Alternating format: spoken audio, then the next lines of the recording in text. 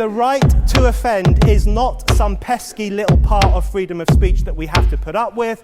It is the heart and soul and lungs of freedom of speech. It is the coursing lifeblood of human progress. It is the instigator of liberty and modernity and science and understanding.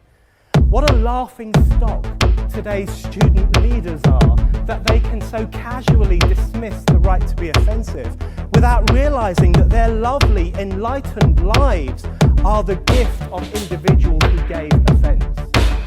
Offensiveness is not just something we have to begrudgingly accept. Offensiveness is the motor of human progress.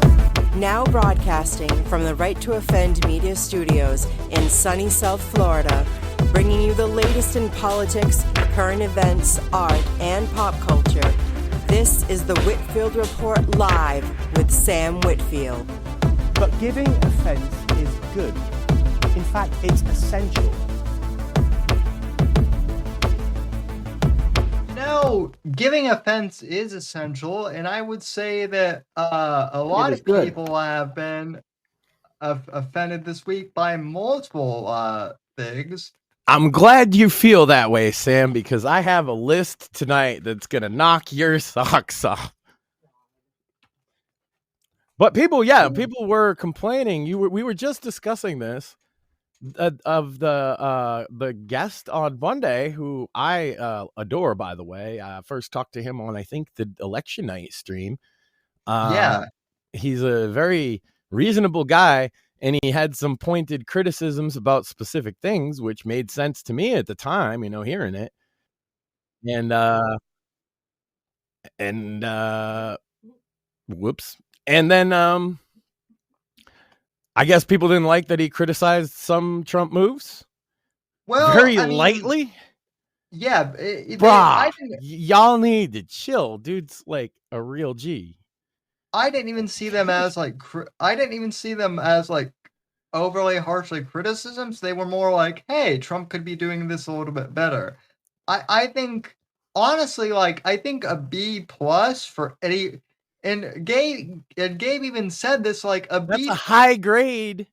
Like a B plus for any president within the first 100 days is astounding, honestly, I think. Yeah, well, I was thinking about that when he said B plus, because I was in agreement. We are not Asian parents. Yeah, I thought that he was very reasonable with a B plus, and I thought that was a little high even, because I'm thinking, what did Joe Biden get? Joe Biden got a not even an F. Joe Biden got a incomplete. You know what I mean? He didn't show up to class enough to get a grade. Okay. Then let's go back. Trump first 100 days last time, I would have given him a C plus. Yeah. No, I just wanted to point out for the folks. I want one more. Obama. Even if you're a liberal, you would only have to give his first 100 days both times maybe a B minus. Yeah. And if you're on the other side, it was an F both times.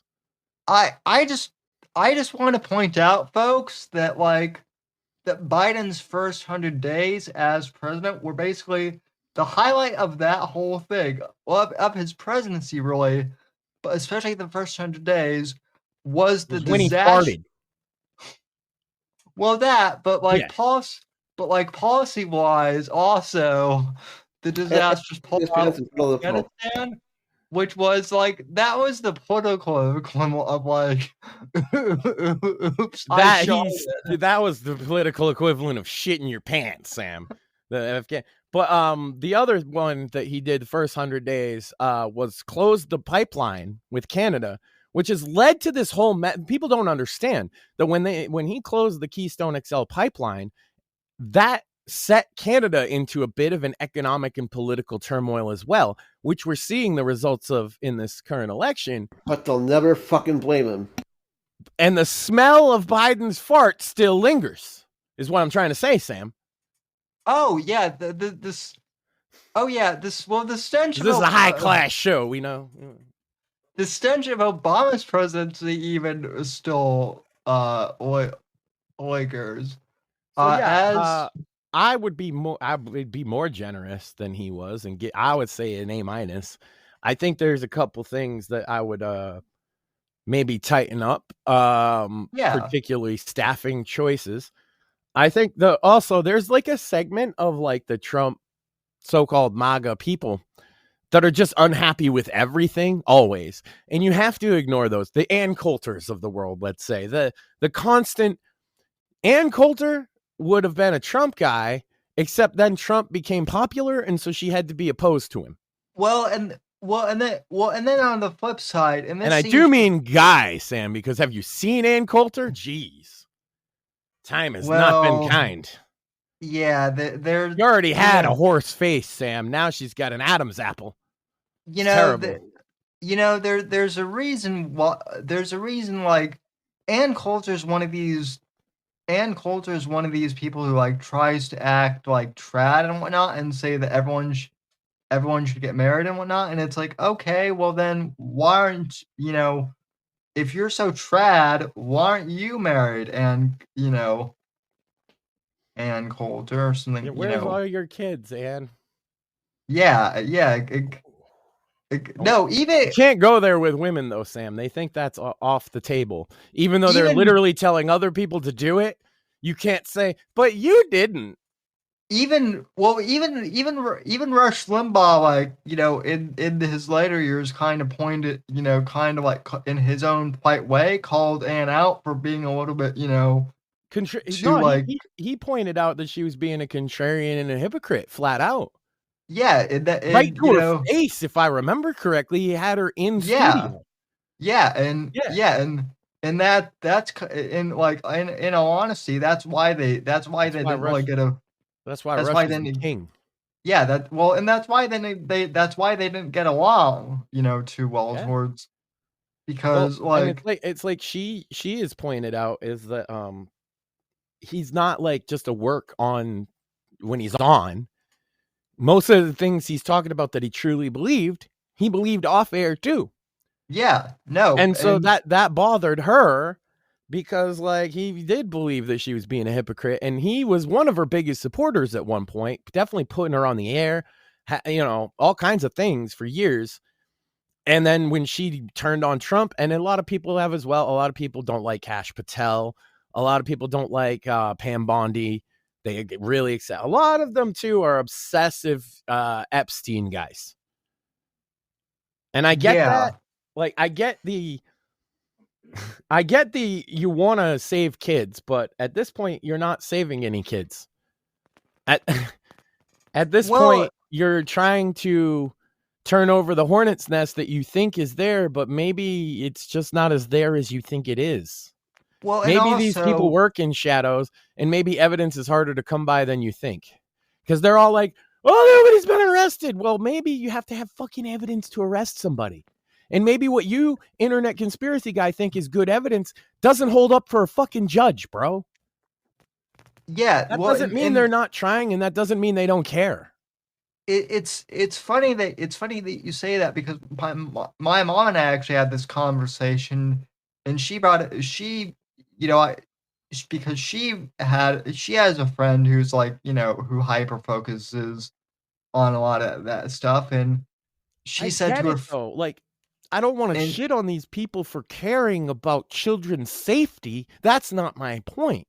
My point is to attack our own side because you're not getting the results that you want. Kind of puts you like almost on the other side anyway, which is the point of the black pill stuff, by the way. Yeah, well, also to kind of paraphrase what my mom said to her friend, though, she said, so you're basically willing to throw the baby out with the bathwater over the entire Trump presidency because of this one issue. Everything that Trump has done to improve the country already in just it's less like than they forgot days. What it was like 9 months ago. Yeah, for some of them. And also, this was another thing that, Gabe and I both pointed out. Like, people are still upset that inflation is high. And look, we get it, but that's not Trump's fault. We're still feeling the effects of Bidenomics. The tariffs are Trump's fault. And I would say this. the tariffs are raising some prices on some things for 100% for sure, particularly Chinese goods. And that is maybe bad for a person right now. However, China can't hold on as long as we can in that regard. But whatever. People that don't like the tariffs are not ever going to like the tariffs. But I want to point out, me and Shmuley, with our economist friend Asa, laid out a case for tariffs before Trump even ran for office, why we would prefer tariffs even over income taxes, which is something that Trump is discussing. So I can't call that a loss, Sam. When the president is talking about an idea me and a couple, goons had in a fucking chat room on a Friday night that we explained 10 years ago is now a talking point for a major, president. Right. And who's literally considering it, and the populace is like, that's not the worst idea ever. I consider that a win. So I'm a very pro-tariff guy, Sam. So I can't criticize him on that tip. Well, and also... Max, just to clarify, are you guys goons like badasses or gooners? No, see, I'm not a zoomer, so I don't reinvent words. No, like a thug, like a street bro. Like a Goomba, like a Mama Luke. Just making You're sure. Italian, you know what a Mama Luke is. Question. Like a Mama Luke.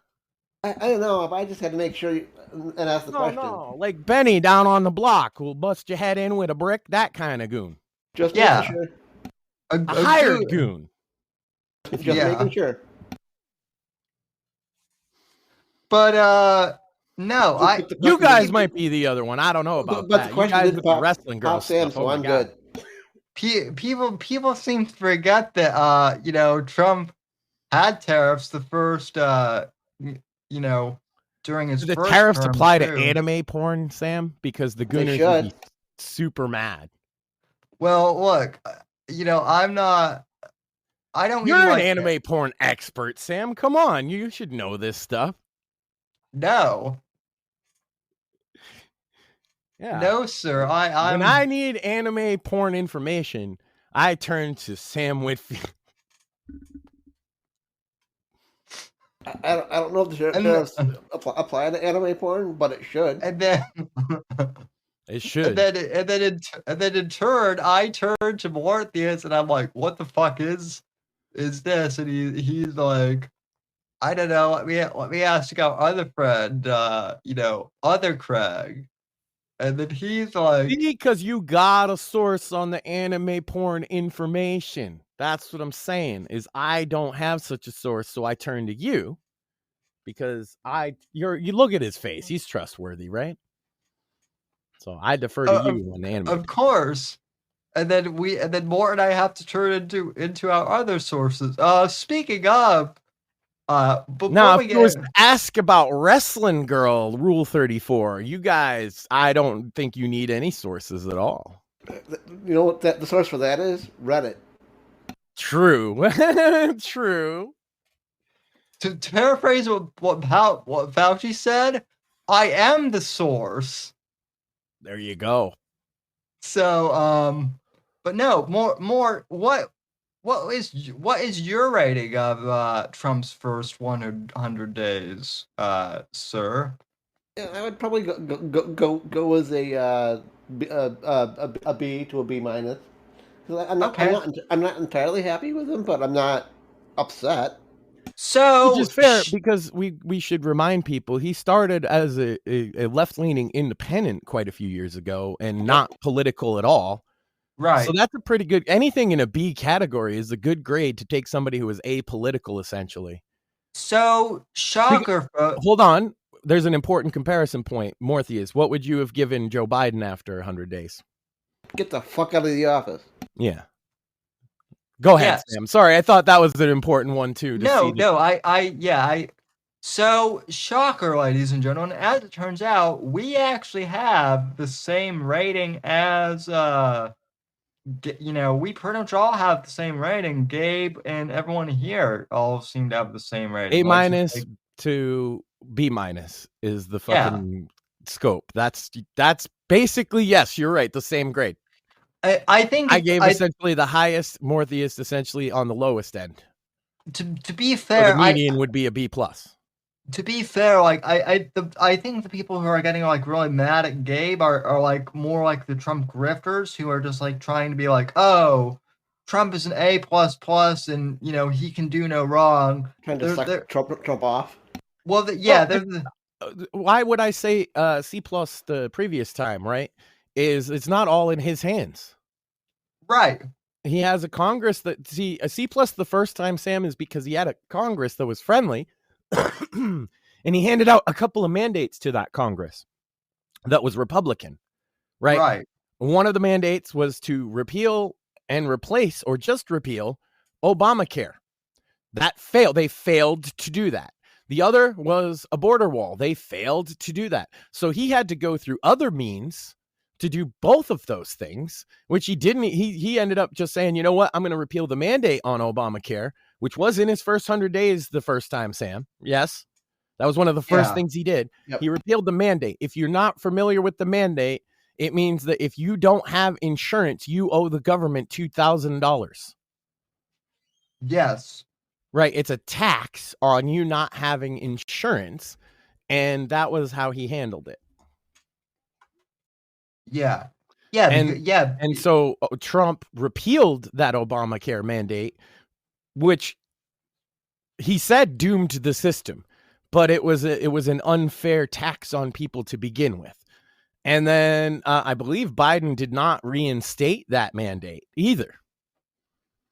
No. Right, because the Democrats know better. The mandate's not popular. And the Democrats also know what he knew then and what he said out loud is that Obamacare is destined to fail. And it was designed that way so they could bring in a more socialized version of it. Yes, more like Canada. They wanted it to fail so they could make us like Canada or the UK.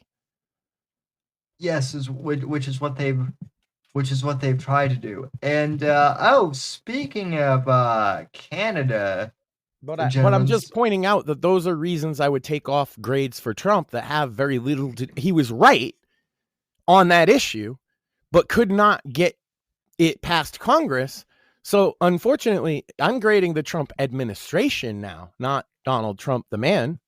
And Donald Trump administration in 2016 didn't get really anything about the Obamacare thing. And so then he signed the mandate repeal, which I would give that to handle it that way is like a B- at best, because what he wanted was repeal it and replace it basically with what we had before Obamacare with a little more safety net tied into maybe Medicaid.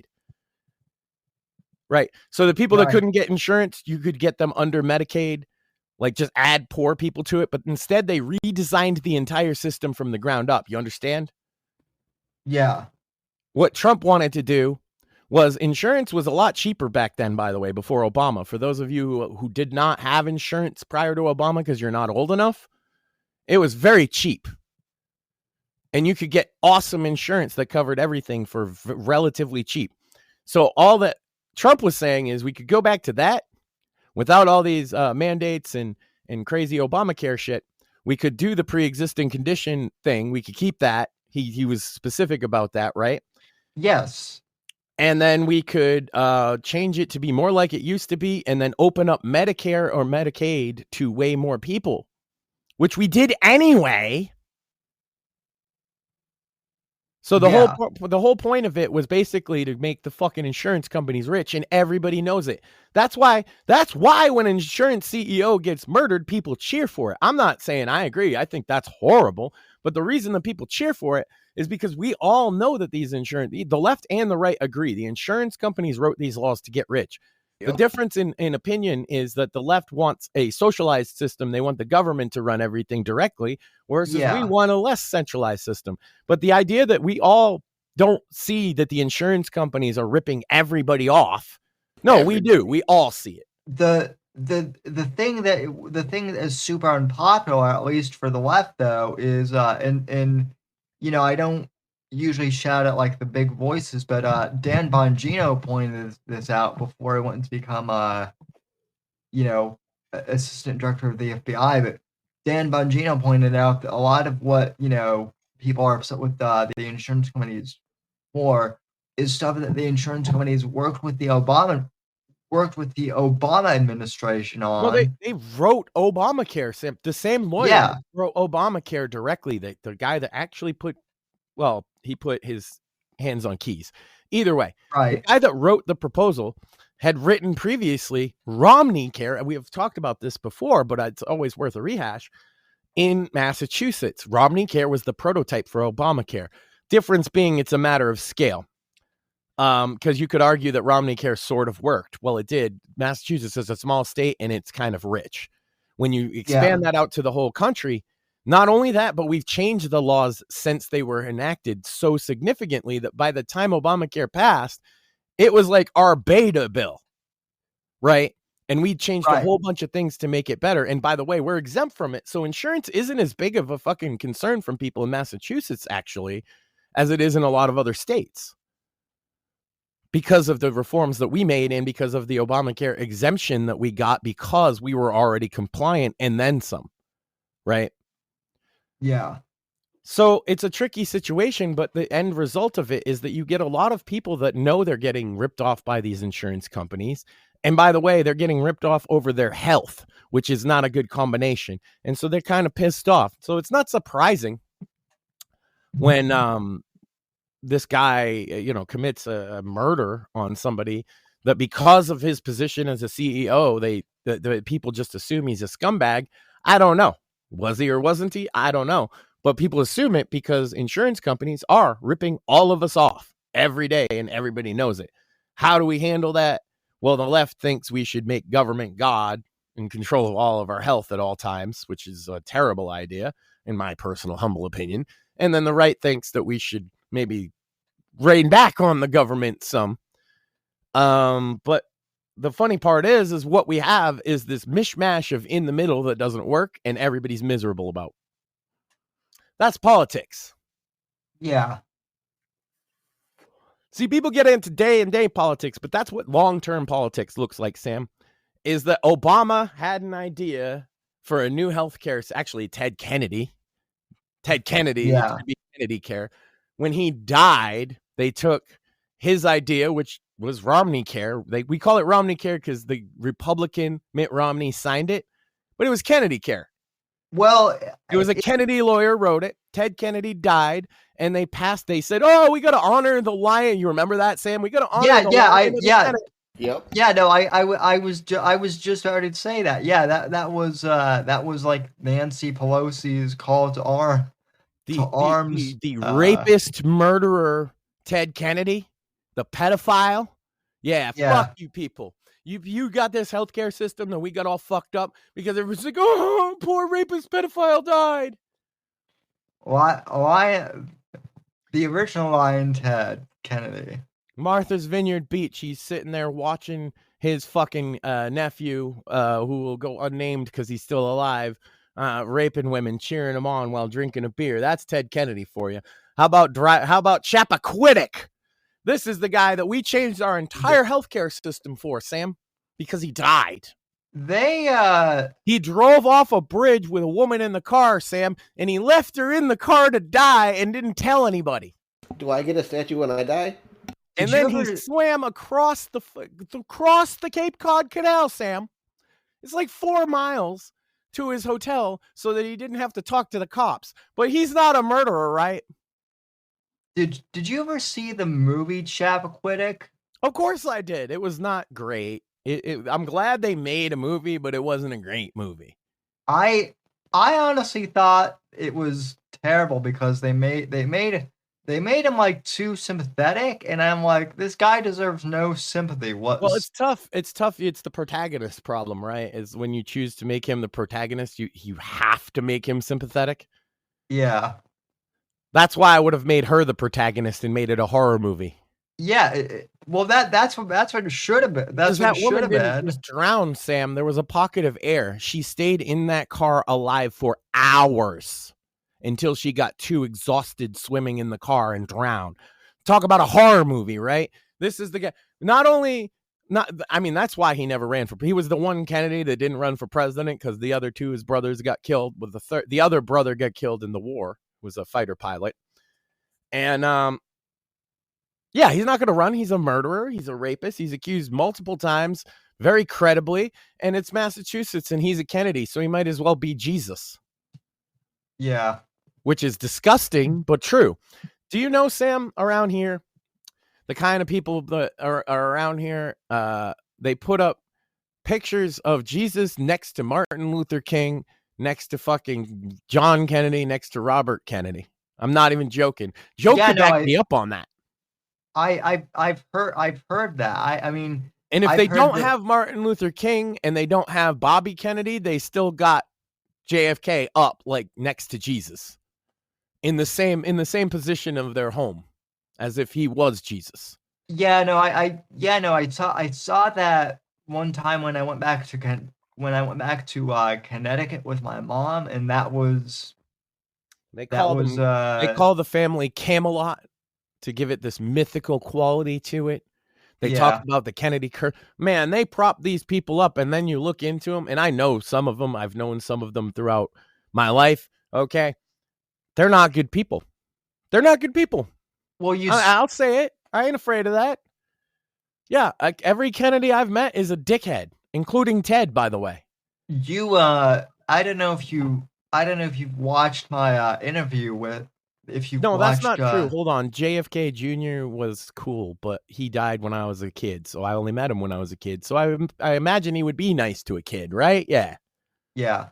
Why? I don't know if you saw my.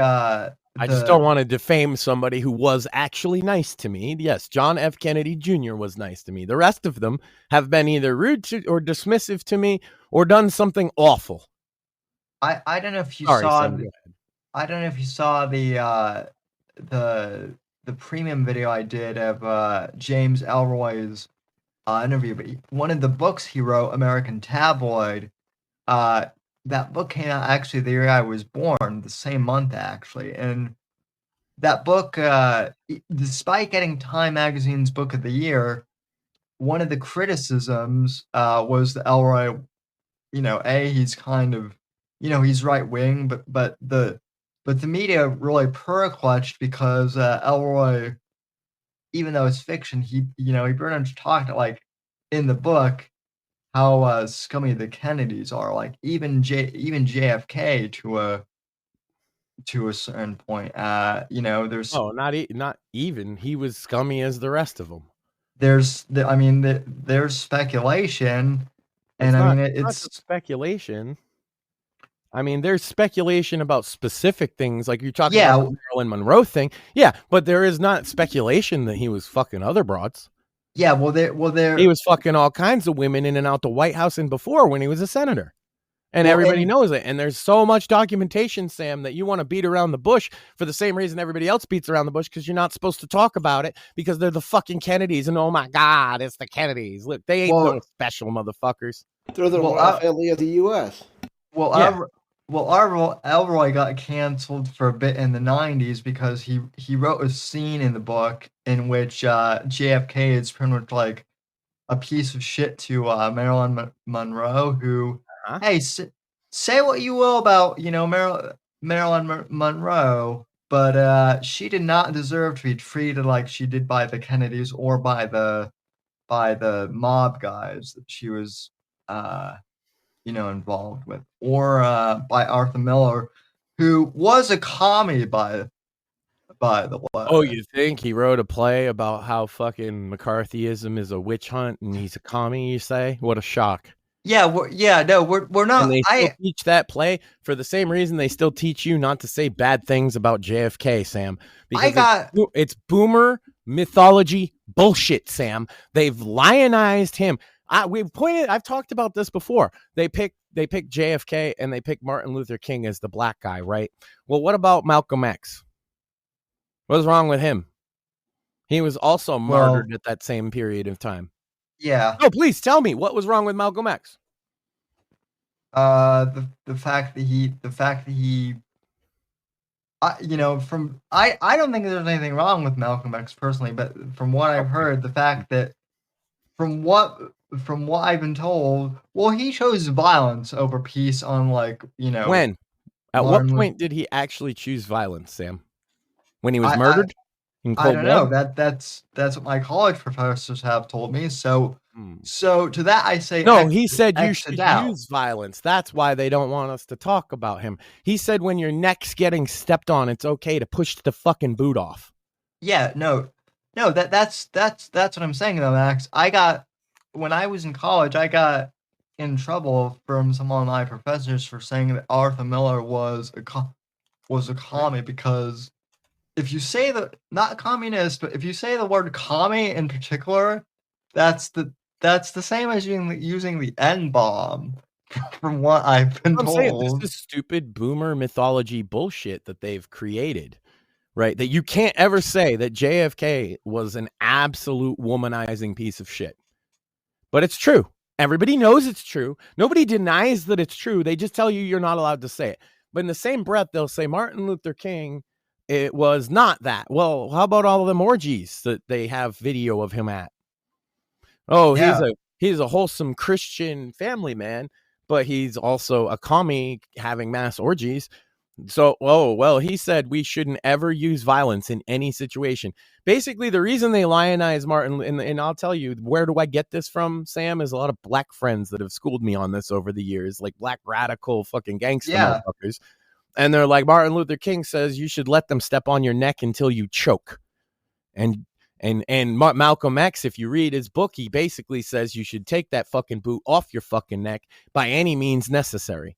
Is that him choosing violence? Or is that him saying you should stand up to a bully? And you should do so with force, because that's being what's man being and stand up to a fucking bully. Yeah, Malcolm X gets a real bad rap, Sam.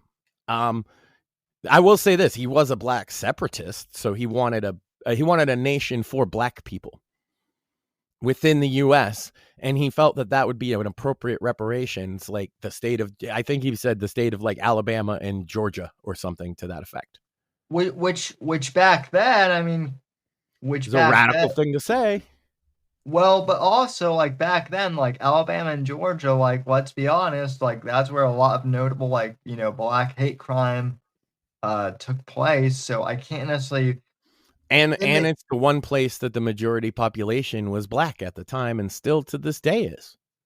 In the context of what he was saying, I can't blame him, for. I would suggest to anybody to just read his autobiography. If you believe that he was some demon undeserving of our listen and attention, and so you don't even know about his murder and how it was carried out or what they might have meant politically for the time or anything like that, it's because they don't want you to talk about Malcolm X. They want you to talk about JFK, but they don't want you to talk about the bad stuff about JFK, but they do want you to talk about the bad stuff about Malcolm X. MLK, you mean? No, JFK. MLK too, but both. The boomers chose them as the good guys, and they chose a guy like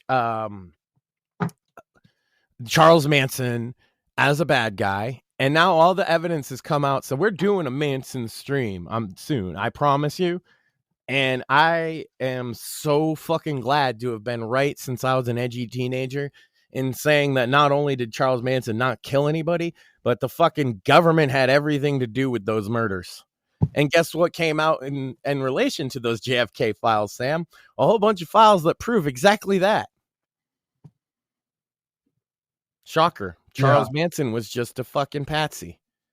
A crazy guy. Also, J. Edgar Hoover was a piece of shit. And a cross-dresser. Today, I guess, to be a tranny, right? Yes, pretty much. People think that's the first time under Biden we had trannies in the government. J. Edgar Hoover had all kinds of tranny shit going on. He just had to hide it. He was an evil motherfucker too. People act like the all the people I'm talking about. He probably at least knew of their murders beforehand. And he had people wiretap. People think that the Bushes went over the line with the surveillance state after 9/11, which is true, they did. But at least there was courts and guidelines. J. Edgar Hoover had no such thing. Yeah, no. J. Edgar Hoover was like wiretapping everyone, and then just like not. He'd be like, I think this guy sounds like a commie. I'm gonna wiretap his grandma. Yeah. Although it's funny because then he's sitting there listening to grandma's phone calls while he's in a dress at the FBI office in Quantico. Yeah. Which is, well, it's funny too because smoking a cigar, listening to Granny talk about bingo night. Because J. Edgar Hoover wasn't exactly like conservative either by any means. So I mean, well, it's super conservative to wear a dress, Sam. It's the current year. That's traditional for men now, right? Oh, you see all these guys? They're like, I'm a big masculine male because I wear pink. No, you're not. You're kind of a queer. I got a list, Sam. Yes, you do. So, I mean, you thought that joke was offensive. You'll love this list. Yeah, no, I have a feeling I will, especially since Maxine tweeted to me. He made me write this. I did, and I didn't. I actually texted her a copy so that she would just read it and write it as she went, and she stopped at a few points because she was horrified by what she was reading. But Sam, what happened was. This is my top 10 list. What had happened was for the week. I was busy, you see. A friend invited me to sit in on his little comms room he's got set up on Discord. And we were watching as communications were coming through. Their radio scans and videos and messages. And so this, Sam, is the top 10 intercepted communications from the Pakistan-India conflict. So the top 10 things that I wrote down that we heard or saw, right, while we were paying attention to what's going on in this conflict. I think it's important for people to know. These are just little bits of information that we caught. There's no real context for some of them. I just felt they were worth writing down. So you ready for this, Sam? Top 10 intercepted bombs from Pakistan-India conflict that was written down by Maxine. Buckle up. She says, buckle up. I am buckled up. Number 10. I'm going to try and do them as accurately to what I heard as possible, Sam. Number 10. Have you tried turning the drone off and back on again? Oh God, it's so much worse if you do that. Maxine, yeah. you say worse, I say better. Oh, you don't know. Next one was number 9. Thank you, come again, as a missile was launched. Oh my God. You knew it had to be on the list. Thank God we're on Rumble, folks. Yeah, we would have already been canceled on YouTube. Number 8. The curry was bad. Repeat, the curry was bad. Wasn't spicy enough. And then immediately following that, number 7, the sounds of someone shitting on a street. The curry was bad, in fact, Sam. Yeah, well, it is wartime. It's wartime, and sometimes that curry gets a little mean and your butt gets a little blistered. Oh, Number 6, we were flipping through and we saw the Pakistani High Command, and they were gathered around a table and they were watching a video, right? And it was actually, have you ever seen tribal people react on YouTube, Sam? Yes. I love that channel. Yeah, that's what they were watching. They were watching them react to Metallica. So that was an intercepted comm we saw. That's what the Pakistani High Command up to some big things. And then number 5 is the other big thing that they were up to right after that. This is a quote, Sam. We need 400 healthy goats, 500 pairs of panties, and 270 gallons of cheese for Operation Goatfucker. Why? Why did you make me? Because it's funny, Maxine. Because it's true too, right?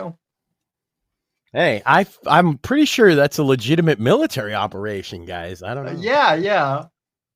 You send in the goats wearing the panties with the cheese. I don't know. Anyway, number 4. If you want more ammo, you need to go down to the local CVS and buy $400 worth of prepaid Amazon gift cards and send them to me at this address. Sounds all right. Page 1. It's a 2-pager, Sam. So I got the top 3 here. You got to get them gift cards, the prepaid gift cards. That's how they do things over there. I don't know if you knew that. Yeah. It's actually a currency for them is prepaid gift cards. Yeah. It's rough out there sometimes. Number 3. We can't ask the Houthis for help anymore. They got blown up yesterday. There you go. That's probably true. Seems like the Houthis are off the table. Unless you get a hold of Hassan, who knows where they are. That's true. I think that we should waterboard Hassan Piker, Sam, to get the information. I agree. I agree. Number two. Show Bob's and Vagine. There was a lot of that. That's not one. That was like damn. But we like Bob's and Vagine. Oh wait, I threw the list. I threw I gotta read it back, and I threw it like a jackass. Okay, we're at number 1, so I'm reading them back. Top 10 intercepted communications from the Pakistani-Indian conflict. Number 10, have you tried turning the drone off and back on again? Number 9, thank you, come again as a missile launches.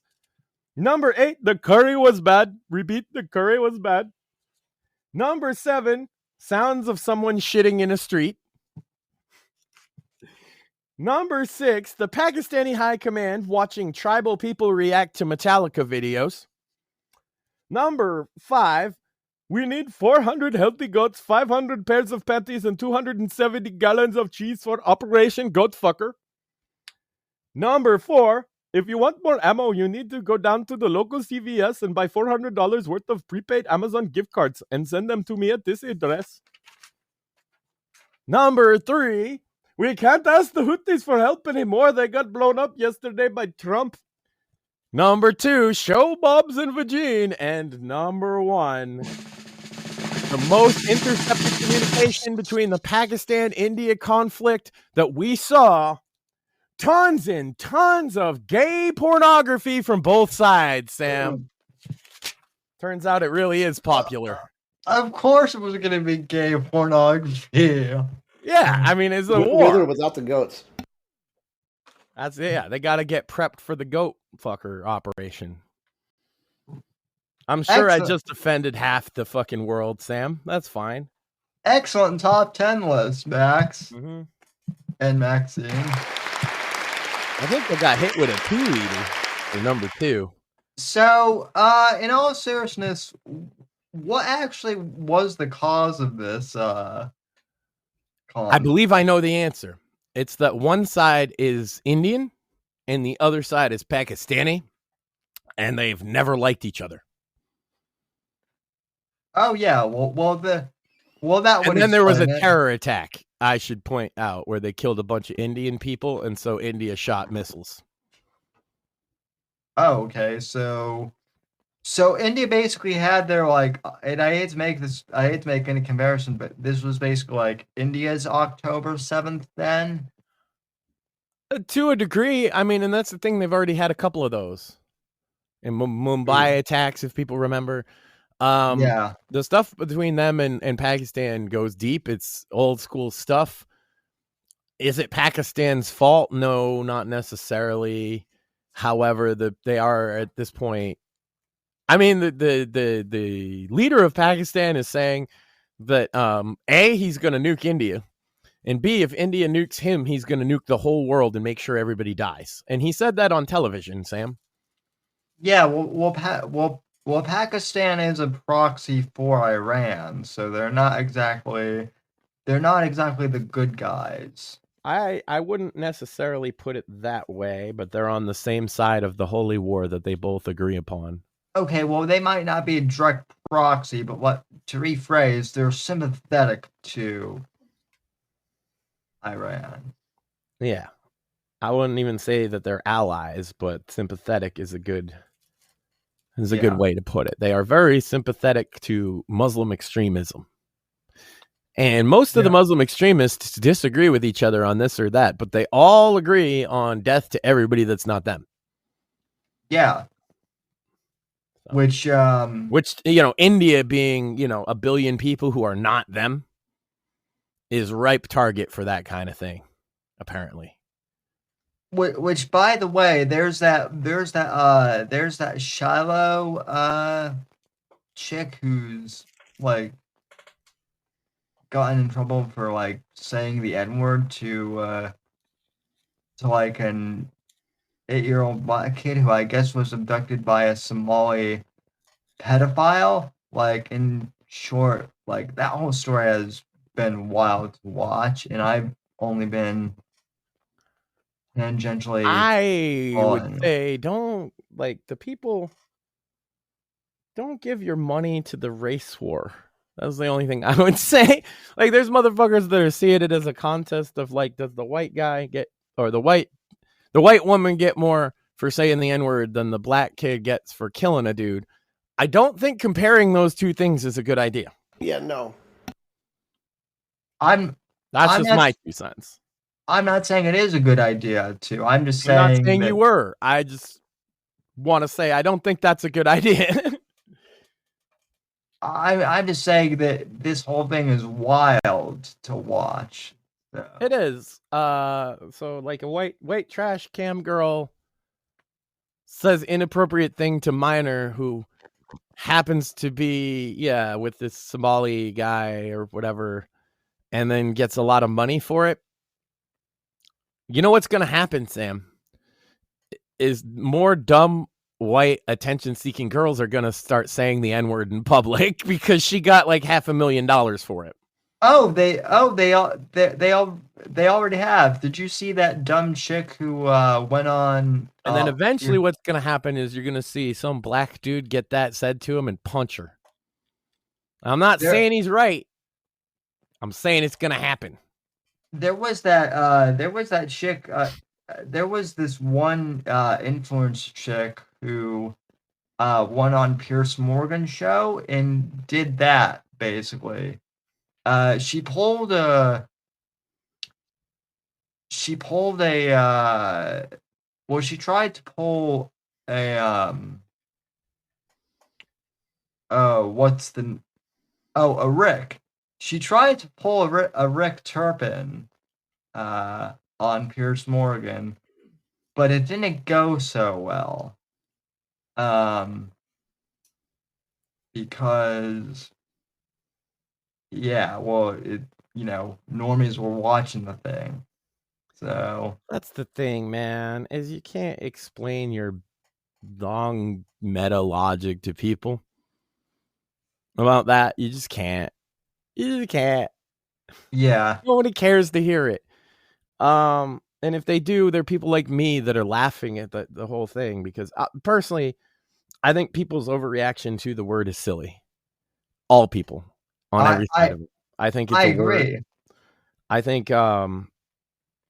think people had it right in like the 2000s with that word, is that it was commonplace for people to use in a positive manner, and the people that didn't like it would just say so, and people who wanted to use it freely made rap songs, and some of them are pretty dope. I can't help but love fucking DMX.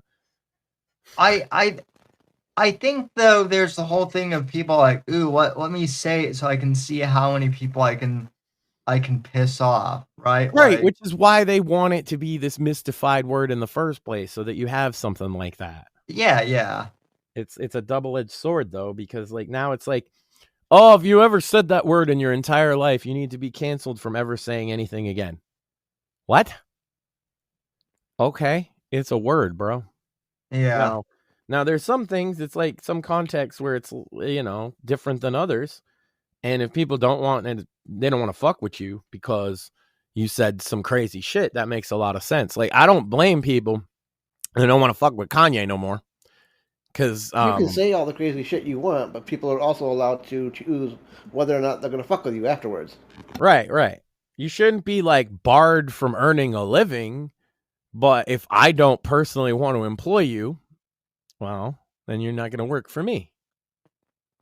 Well, that's what's so funny about us having the branding of Right to Offend Media is, people hear Right to Offend Media and they're like, oh man, these people are going to say the most edgy stuff. And then, spoiler, we usually end up making fun of the people who say the edgy We just stand up for fucking free speech stuff. Yeah. I just try and make jokes to make people laugh. And sometimes they are definitely on the offensive end. I've grown up around a lot of Muslims and Indian people both, and know many of them who would probably, if I showed them that list, laugh their ass off. So yeah, I mean, like Mort and I laugh at all the offensive cripple jokes. All the India bros I know now, I know what they think is they think the war's stupid. They're, because they're all Americans. Yeah. So they don't care. They're like the war is fucking dumb. That terrorist attack probably sucked, but I live in America and I'm like a citizen because I was born here. Yeah, no. What's funny is I was cripple jokes are funny. The only thing that's not funny is getting it targeted towards somebody. The only thing that's not funny is actually being crippled. No, that's kind of funny too. I know. I had to, though. It was a good opportunity for a joke, a bad joke. What, a joke that we're not supposed to say. See, you got this Shiloh chick, she yelling N-word at a little kid. We make a couple cripple jokes with two cripple guys, might I add. And people are like, oh, God, they're so edgy. People are... Where I dub said N-word, F-word, and now has funny remorse. Yeah, check out my last Cringing Over Coffee to see all the crazy shit that iDub said. Fuck's sake. Half of it, like, I wasn't even going to repeat. Even in discussing it. That's why I played it. I was like, here's him saying why he says the N-word and why he thinks it's great. Yeah, no, go and check out that episode. It's that episode was fun as hell to do. Yeah. I'm not going to deny I've used it in the context of a rap song, like singing with someone else's. I've never written a rap with it in it because that would be dumb because I don't use that word normally. Right. I've written plenty of raps that say faggot. N-word, F-word, hell no. Yeah. Yeah. But I have a little more respect. I don't know. I got a pass. I'm not going to lie. Like, I hung out with a bunch of, like, hardened black dudes in Detroit, and they'll force you to say it. By the way, they will if like they think you're cool, they're gonna force you to say it just to like make sure. Well, you know what they say, Sam? I'll say it. Yeah. You know what they say, Sam, is that a cop wouldn't say it. They're wrong about that, by the way, but they say that. No, a cop will say it without very much prompting, actually. I've been forced with full chest.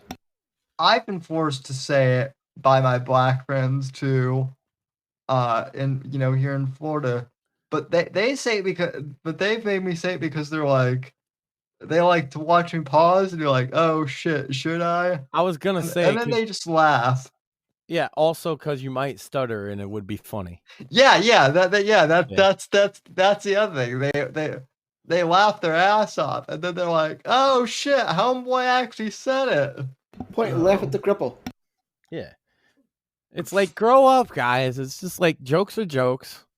Yeah. I had this one friend that used to tell the funniest fucking racist jokes you'd ever hear, and I feel like I can't even whip most of them out because, I'll give you one taste of one, Sam. And it's cool because you can replace the race of the joke with any race you desire, and it's still the same joke. So I'm gonna pick what's the weirdest, most obscure race possible? that nobody would hate? Hawaiian. There we go. Samoan. Pacific Islander. There we go. What do you call rounding up all the Pacific Islanders and throwing them out of a plane? What? A good start. That's the joke, right? And so you could put any race of people in there and it's still a racist joke, but it's not actually a racist joke. It's just a retarded thing to say. Yeah. I got a lot of good Polish jokes, Sam. Is that still offensive? Is that okay? Can we... Well, I mean, Max, I'm not sure if you've heard this yet, but apparently dumb shit iDubbbz and Anissa were forced to sell Creator Clash for nothing. I know, because they're cringe. Well, Creator Clash, Creator Clash is going to be nothing this year compared to Fartamania. Oh my god. Craig said that already. I was like, oh man, yeah. Hey, if we ever have a live event, we might have to just call it that no matter what it is. Yeah. It's like a fan convention, we just call it Fartamania just because. Well, and Batman has to be a keynote speaker that. Well, because what else would one of those fan conventions be except us huffing our own farts? So it makes sense. Absolutely. Exactly. No, and the true fans would come to Fartamania. You see, we could get you ain't gonna get no casuals at Fartamania because. No, the other thing too is it would be like a very serious, parts of the thing would be very serious. I could picture Eric Bishop and having a keynote, panel on being an indie author or something like that. Craig and Steve could have a panel on, on being engineers. I would prank call people live. Yeah.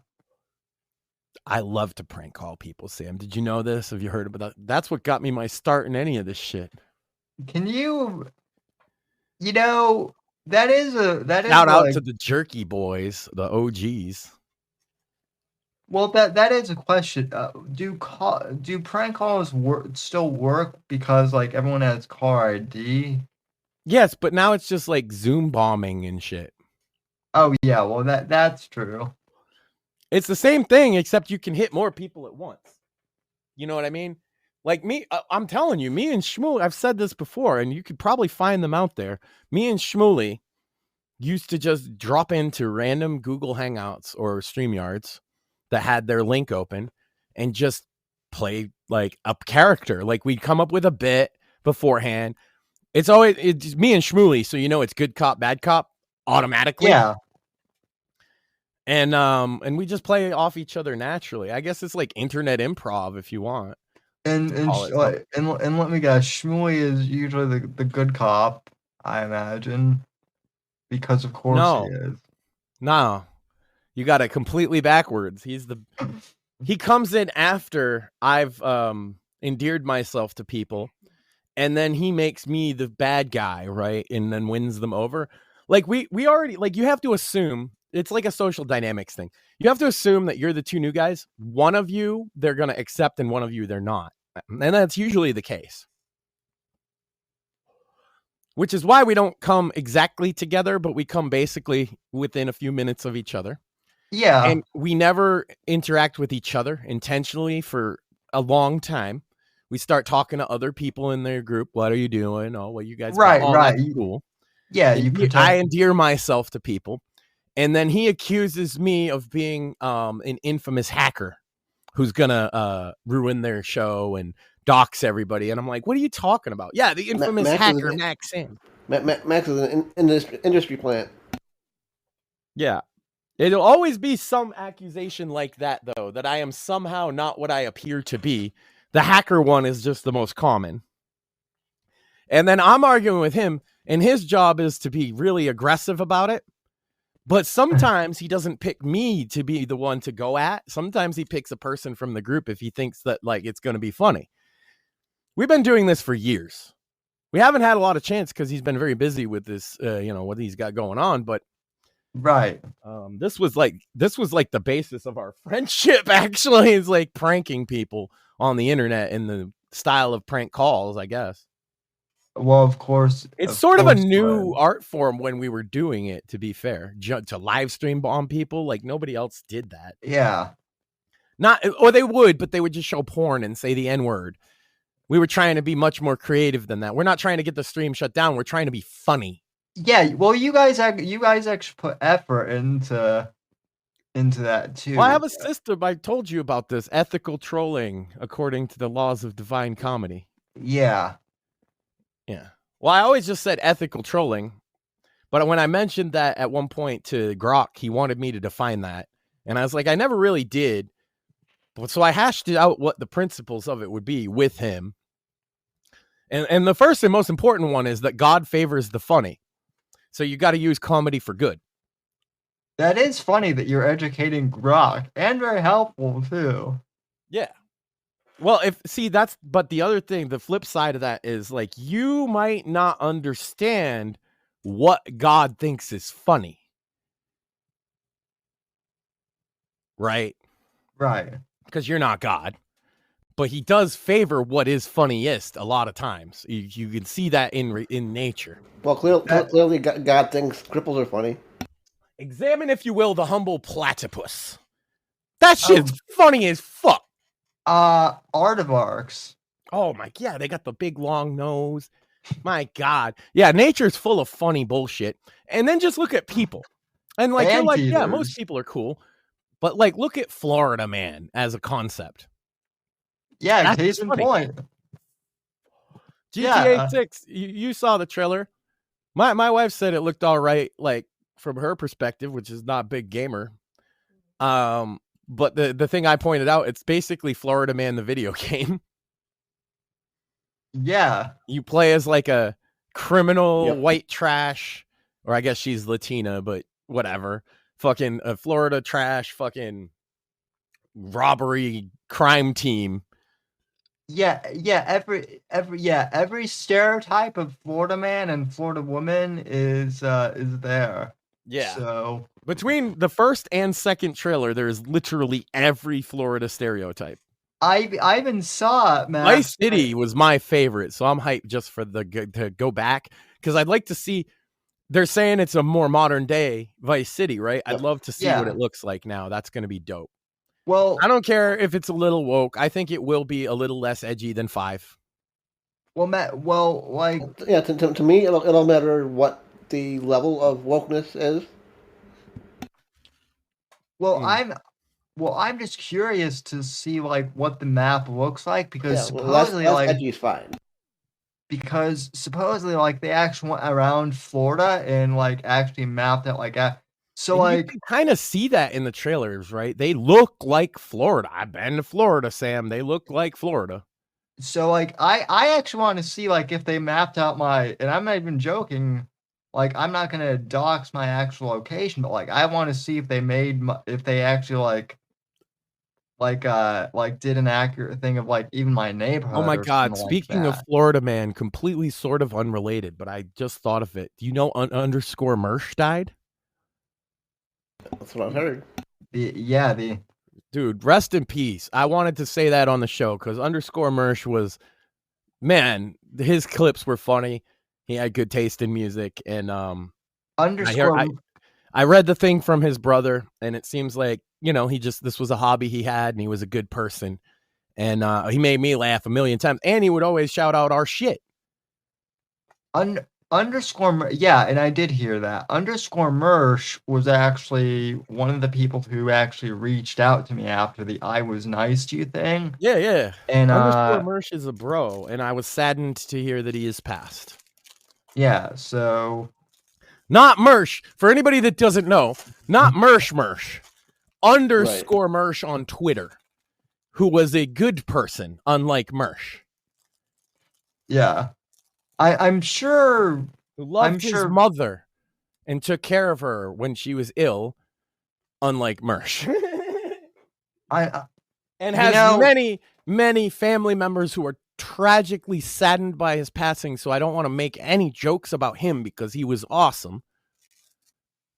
But they didn't know that he hated Mersh. They thought he loved him, which is very funny because they reached out to Mersh.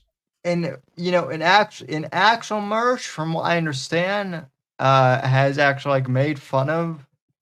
Oh, he was a total dickhead when he talked about it, Sam, and that's how many of us heard about it. Was Mersh was being rude to that family and to their loss because the guy made fun of him. Which in a weird way is kind of an own and kind of proved, even in death, Mersh proved underscore Mersh's point. That's right. Underscore Mersh still trolling Mersh from beyond the grave. What a fucking bro. What an icon. Rest in peace, my friend. To use Nightwave terminology, 07 to underscore Mersh. Salut, my friend. He made, like I talked to him when I joined the show too, because he said that. He was like, oh, don't let Mersh bully him. And I was like, I'm Mersh? Why the fuck would I be worried about it? He's like, oh yeah, he had this whole thing. He's one of the people that filled me in on all that shit. Yeah. So, yeah. Dude was a real one. And legit died. It's not part of a gimmick or a bit or anything. And yeah, it's tragic. He was a funny dude. Seems like a nice guy. Many people, brothers, sisters, nieces, nephews, all miss him terribly and are happy that they were happy that Mersh made him happy, and Mersh couldn't even accept that, right? That's like, which is like wild to me, but also not surprising. Yeah, right. It's so. You couldn't put your head in that space, but it's Mersh. Of course, that's like Dave would do the same thing.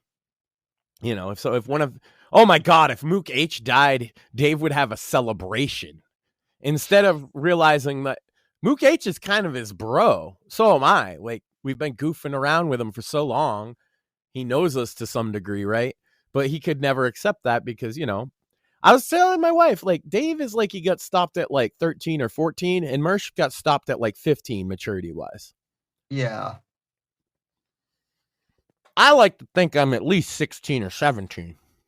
It's interesting that you say that because, like, I don't know if you're familiar, if you know who Davy Crocco was. Mm-hmm. But rest in peace to him too. But Davy Crocco was kind of in that circle, and Davy Crocco had some like off-color, beliefs. Let's just say, but he was always friendly with me, and he was even like friendly with Jesse, and when there was a tribute episode when he died of pot awful as well. And he was actually nice to you, Sam. Yes, Davy Crocco actually was nice to me, and that was something that we actually. The Apex and I actually, we did a bit of a tribute episode to Davey, and that was actually something we joked about, that Davey actually was, that Davey actually was nice to me. So yeah, So man, it's. If Mersh dies, we don't have to be respectful because you don't have anybody that cares about him. See, we want to be respectful. I'm not even joking, though, when I say underscore Mersh was a bro and was a good dude in our experience. But even if he wasn't, I would generally say that because it sounds like he has family that cares about him. I don't want to disrespect him, especially they just lost somebody. But if Mersh died, didn't his sister die? I think he only had his sister left. I guess Royce would be sad. Oh, yeah. Jesse would be. Oh my God, Jesse would be inconsolable. Well, that's the funny thing too. Mersh has actually said this too. I'm not even joking. Mersh has actually said if he died, Jesse would be happy. But no, Jesse would not. Jesse would not be happy at all. Neither would Jim. Jesse's genuinely like that sucks that underscore Mersh died, because underscore Mersh would cut a video and then like zoom in on Mersh's wonky eye, and Jesse now has an entire stream. Hey, let's look at Mersh's wonky eye. Like, of course he's gonna miss that guy. And Mersh would miss Jesse because half of his audience are pot awful or more. And I forget who the streamer was. I think it might have been Angie's random edits. You know, the clipper of they didn't do a stream, but when I got COVID, a few years ago, one of them was like, oh man, that sucks. It was Angie, yeah. When I got COVID, I think it was Angie who tweeted, oh man, that sucks that Sam got COVID. Now his lungs are crippled too.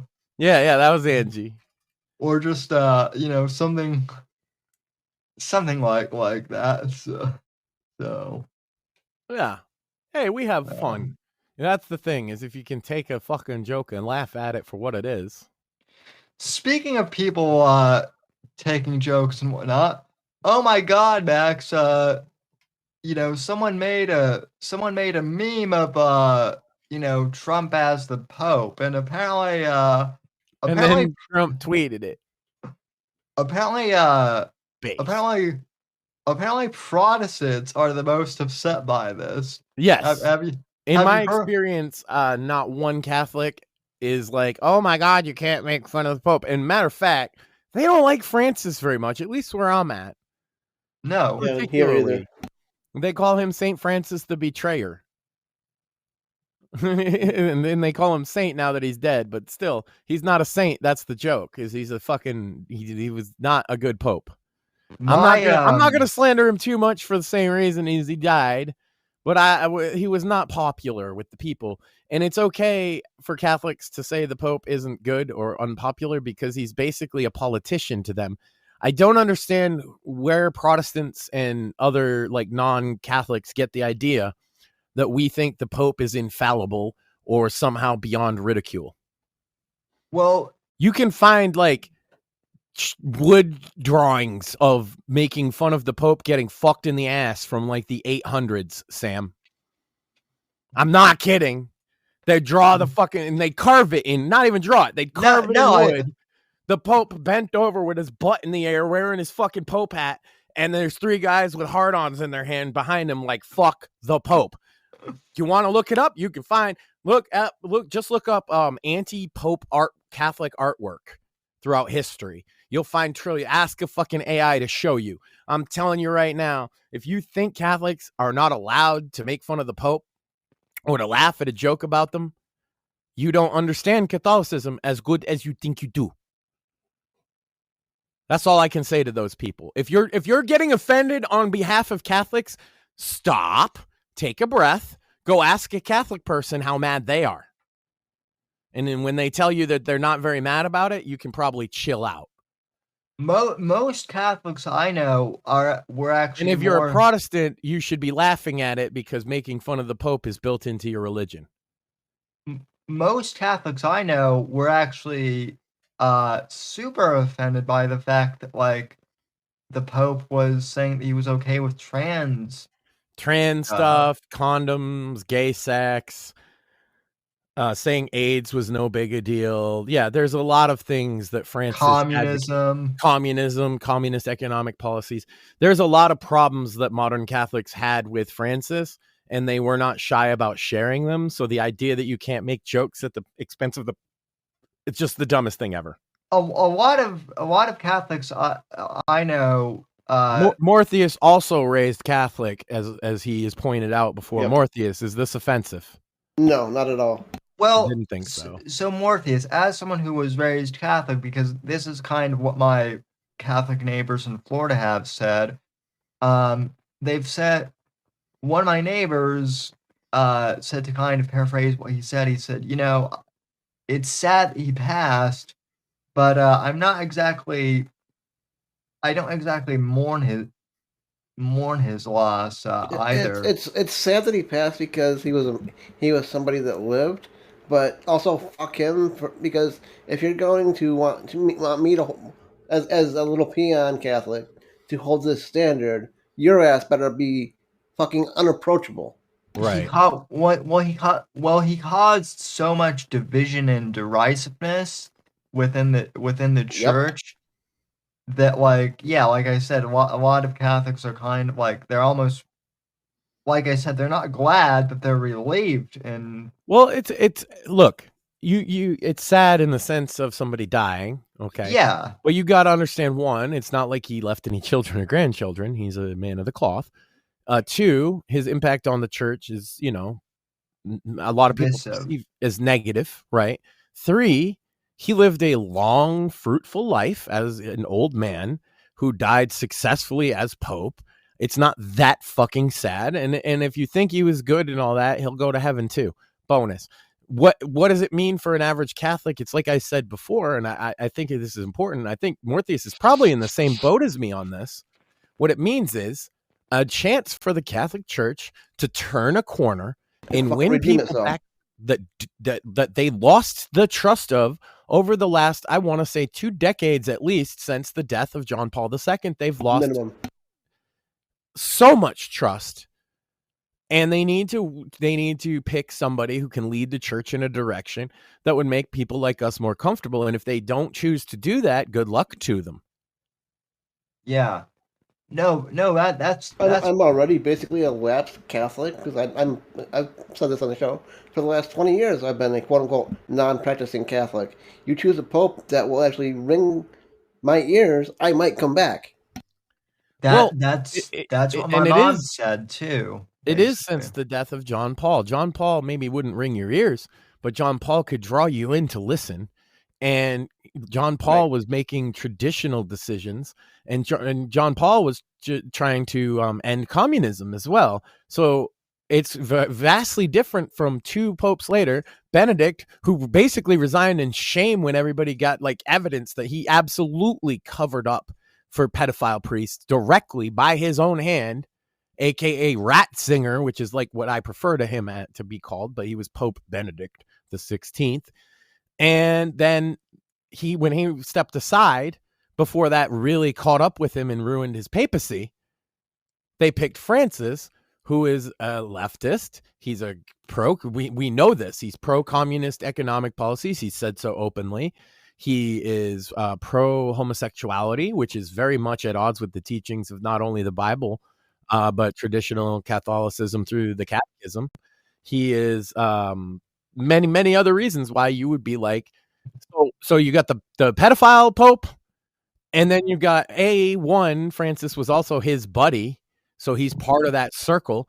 And 2, you look at what he's saying. He's pushing all these leftist policies that have no place in the Catholic Church. I'm sorry, they don't. No place. Gay marriage has no place in the Catholic Church. You want to have it as a civic thing in the government where they have legal marriages? I've already expressed, and I'll express again, that I don't think the government should be in charge of policing relationships at all. The government shouldn't be in the marriage business. Therefore, there should be no need for gays to get a government marriage. But if you're going to have a government marriage, then you should have it for gay people too. However, marriage within the Catholic Church should not be allowed to be between anybody other than a man and a woman, and that's because the scripture says so. Agreed. And so advocating for that position already puts Pope Francis at odds with the bulk of the church, who might not even be what you would call homophobic, but they believe in the word of scripture. I just want the church to be consistent. And if it's going to marry gay people, then it is consistent. It's consistent with all of these gay, LARPy, modern proto-Christian churches with their pride flags out front, trying to woo a certain kind of people to get in.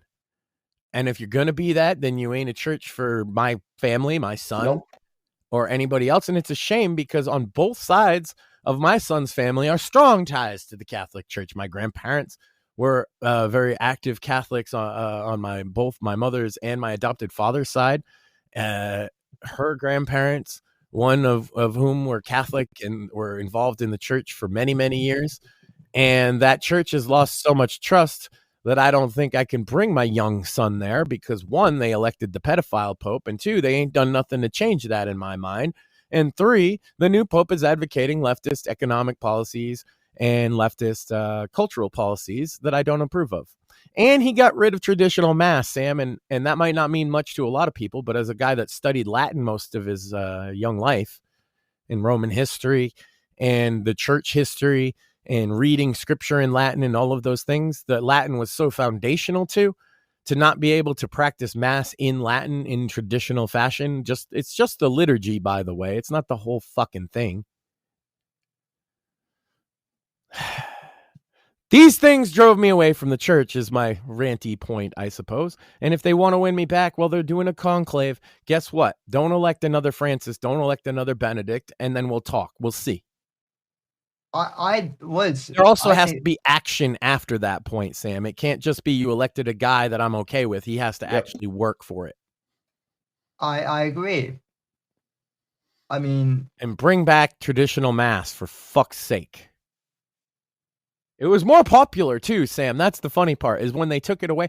See, the thing about traditional mass is you would get people whose primary language is Spanish and people whose primary language is English, and they would just all go to traditional mass.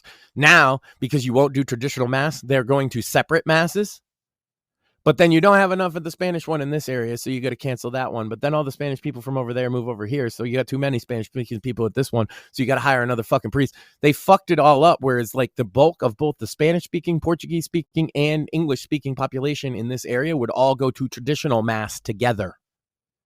Which brings people together, which, I mean, that's kind of the whole idea, is that we're all God's children and we all... We've been doing that mass for, I mean, like conservatively 1,500 years in that fashion. Yeah. So it brings you together with not only, the people around you doing the same thing, but also all your ancestors and things like that. That's what it's for. And I feel that the church has fallen away from that purpose. Which, even if you're not religious, seems like a beautiful concept, to anyone. Yeah, if the Baptists or the Episcopalians or the whatever's, if they want to have gay marriages, I don't even care. But if the Catholic Church is going to have gay marriages, then it's not the Catholic Church. Right. Right. Well, that's kind of like... Also, he supported abortion in some cases and birth control. Spoiler alert, you're not supposed to support those things as a Catholic because you're supporting premarital sex. Not for the purpose of... You can't, as the Pope, support sin openly. That's the problem I have with France. And it's because we're afraid to say that some things are a sin, but they are. Well, that's because it's not popular, and it seems like, I don't know, just from an outsider perspective, it seems like the Catholic Church these days wants to be popular instead of being Everybody wants to be popular in these days, and that's going to be the cause of all of their damnations. You mark my words. Yeah, you're not wrong. Gotta stay humble. Speaking of not being popular, man, oh man, Bill Maher, I know What do you do now? Well, basically telling the left that they're purity spiraling, too much, which, it's funny that Bill Maher at this point has become like our pet cartoon that we watch, like, oh, isn't it funny how this leftist is having the left turn on him for saying like basic shit that in the 90s would be a normal Democrat position? Yeah. We literally should just like cartoonify him for one of these bits, and like, what, because like that's how we've been looking at it the whole time. It's not like we're big supporters, but we've noticed, hey, he said reasonable thing. How is that going to turn out for him? And then it doesn't turn out good. And it's like, oh, he's being reasonable, wants to go talk to the president. Hey, how'd that turn out for him? Not very good. And now it's like, he's like, hey, you guys are being unreasonable. And we're like, yeah, that's a reason. Yeah, he's right. And then it's not going to, how's that going to turn out for? It's like Wile E. Coyote, Sam. What's funny to me is that the he's left lighting the dynamite stick, and we're like, that's not going to go well, Mr. Maher. What's funny to me, though, is that, like, the left is now comparing him to, like, Rush Limbaugh, which is hilarious. He looks But, a lot like Rush Limbaugh right there, doesn't he? Oh yeah, totally like Rush. But also, I'm pretty sure he's been watching the show because he's stealing your talking points, Max. Anyway, let's listen to this. Lots of people do that. Shall we? I'm used to it. Yeah. Well, maybe he can pay us a royalty. And finally, new rule: before they can take on Donald Trump, Democrats have to decide which wing of their own party is best to lead them out of the wilderness. And when I say that, I'm sure you can all guess what recent incident in the news I'm thinking about. The season 8 finale of Love is Blind. Yeah, that's it. Now, if you didn't see it, well, first of all, fuck you. It's absolutely the best dating show with love and blind in the title. But here's what happened. The bride, an impressive, attractive nurse named Sarah Carton, walked out on her dream wedding to sales consultant Ben Mazenga. They were at the altar, all dressed up, almost to the part where they eat cake and do the electric slide. When Sarah broke the news to her man that she just couldn't go through with it, had he cheated on her? Abused her? Was he a folk singing Irish vampire? No, it was because of Black Lives Matter. Because if there's one thing we know about the young liberal women of today, it's that they are very, very high in their standards about everything. And Ben, while no racist, had not done the work on this issue. When I asked him about it, he was like, I guess I've never really thought too much about it. And that's when Sarah realized she'd rather die alone.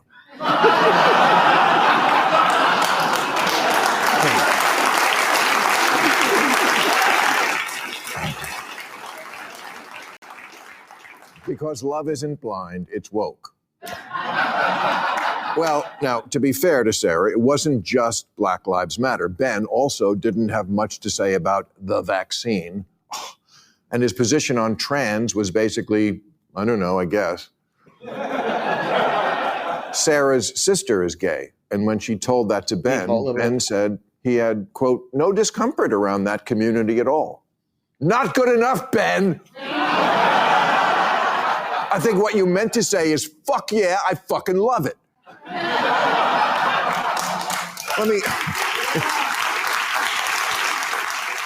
Lesbians, fuck yeah.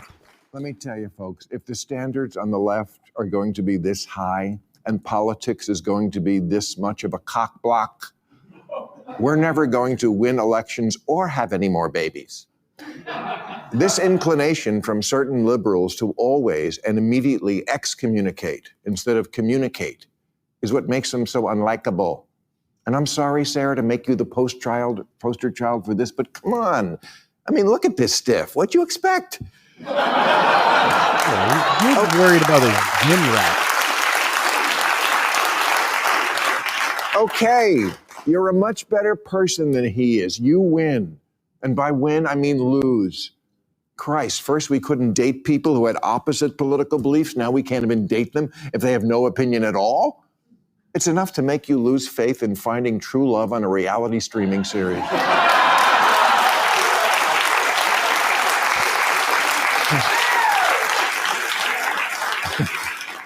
Because if you're going to eliminate every 20-something who hasn't thought a lot about politics, you're going to be working from a smaller pool than roadies with no leg tattoos. and let's be clear. Ben didn't say, you know, I have thought about Black Lives Matter and I'm with Derek Chauvin. No. He said, I'm young and dumb and full of fantasy football stats. Could we just talk about it? I'm sorry, I'm not up to the part of my life yet where I give a shit about the issues. Should he? Of course.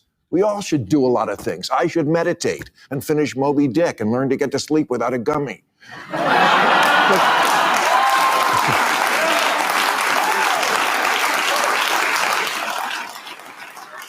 But maybe Ben hasn't turned his life over to being a social justice warrior yet because he's preoccupied with trying. You know, and that's the funny preoccupied thing is, with trying to fuck this white girl. Yeah, who has way too high standards. Right. So this is the thing. the left has been purely spiraling for so long now that they don't know how to get themselves out of it.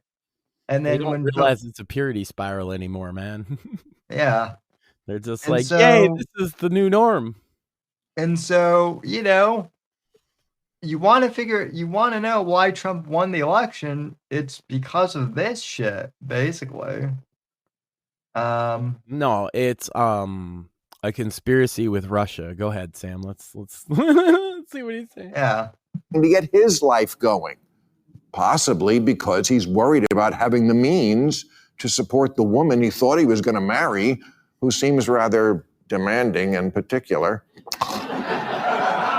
which is kind of how it is these days. Did you know that on Bumble, only 15% of the women are willing to date a man under 5'8"? Wow. Women, they're like roller coasters now. You must be this tall to ride them. Hold up, though. I want to see the same statistics for guys that are like 6'3+. They always leave that out when they make this point. But I'm going to tell you right now, the tall guys, when they're past a certain point, get the same amount of hate from women. Promise you, not just from personal experience, but tall guys, when we get together, talk sometimes, Sam. I know that's a wild fucking concept. And every tall guy I've ever talked to about this subject is like, yeah, most women will be like, you're freakishly tall. And it's an instant no. Yeah, no. So it's like, yeah, Morton and I have problems because women think that we're like in a wheelchair. Well, and think our dick doesn't work. Well, because women perceive that we're short because we're sitting. Women perceive that we're short even though we're just sitting down all the time.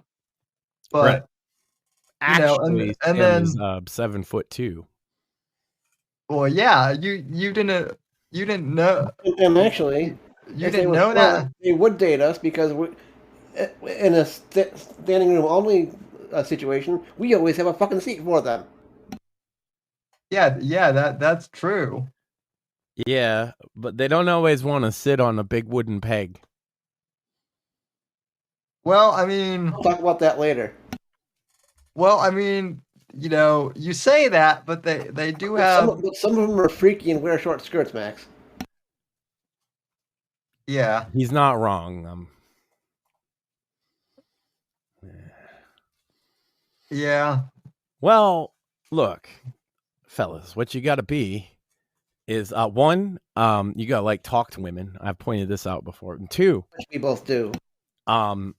Two, be obviously super handsome like myself, but then three, be funny. That's the trick. Yes, that's true too. Not everybody's cursed with these rock star good looks, Sam. Well, nobody is quite as funny as I am either. That's true. Or funny looking. Well, hold on. Except female comedians. Am I right? They're the funniest thing ever. Speaking of female comedians, she didn't laugh once during Bill's monologue. Well, I mean, look at that dyke hair. You think she's going to laugh at anything ever? She might. Probably not. I think look, I've known dykes that'll laugh at some shit, right? But they don't have hair like that. I think that's the chick who... And they don't mind if you call them a dyke either. Yeah. That's how you can tell if they're cool. Yeah. Facts. And that's not all. The guy must also have a nice car and make over $100K a year. Okay, but how many 6'2" Grand Prix drivers are there? I know you've all been told that you can have it all, and you're a queen and a lady boss and that bitch. But maybe your judgy ass is no prize either. And if you...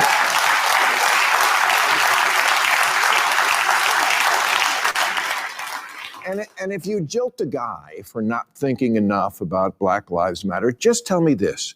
What have you actually done that made any more of a difference in any black life than what your inadequate ex-fiance did. Well, I I'll asked tell you. Senator Adam Schiff here last week when the subject of Trump's sliding poll numbers came up. Okay, but how are the Democrats going to blow it this time? This is how. Posturing, purity tests, the politics of I unfriend you if you're not exactly with me 1,000%. Barack Obama used to preach that the perfect is the enemy of the good. Also terrorism, Sam. Let's not forget about all the terrorism. I love, so this is where I have to criticize Bill here. I love how the left is now like trying to like mark Obama as like, oh, Obama's the moderate Democrat. And I'm like, really? How? Like, as Because much, the window has shifted that much. yeah, like, And also that Bush is like a hardcore Republican as well. well, like, you Like know, Bush so, was like the least like populist fucking Republican president I've seen in my lifetime. Granted, there's only been Reagan, Ew. Bush, and Trump in my lifetime. Yeah. And Bush. Bush and Bush. Both Bushes started a war in Iraq, so they're out. Yeah. Reagan, I was too young, and he's like Reagan. I'd give like a B because economically we did good, but foreign policy wise, I'm not a Reagan guy.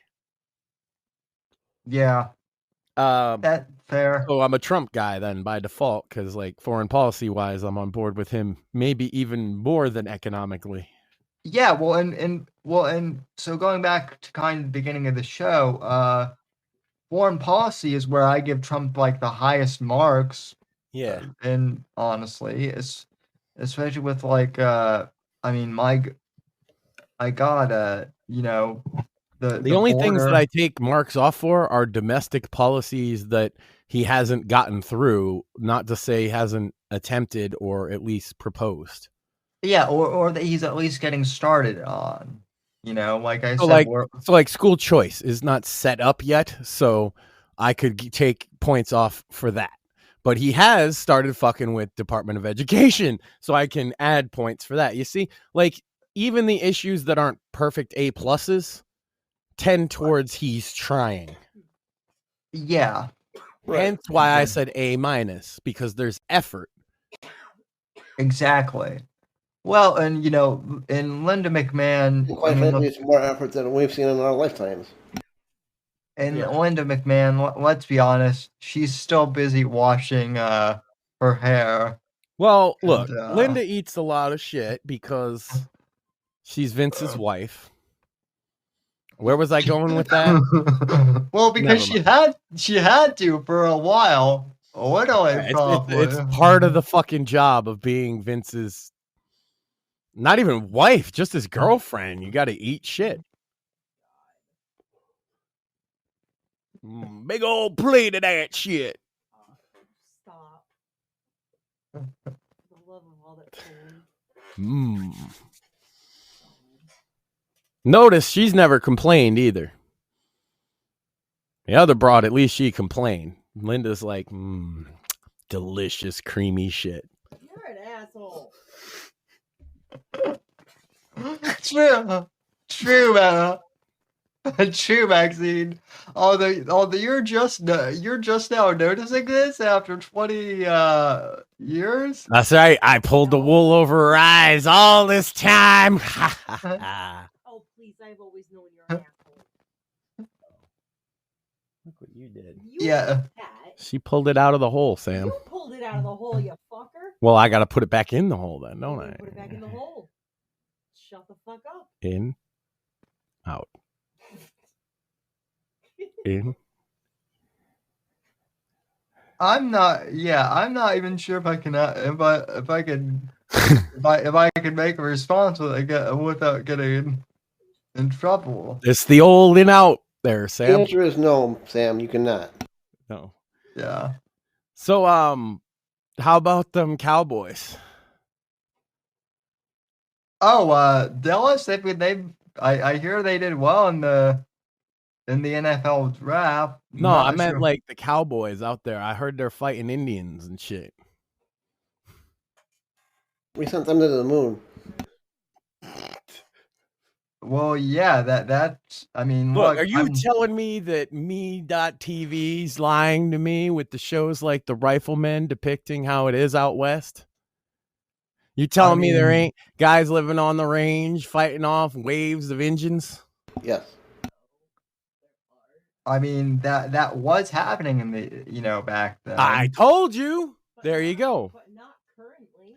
Nah, I watched a documentary about it on Me TV. Speaking of cowboys, though, modern day cowboys are fighting off our cartels, which you can read about in my new. Well, it's not so new anymore. It's The been out for 2 documentary was months. called The Rifleman, Sam. A great show. That's right. Chuck Connors.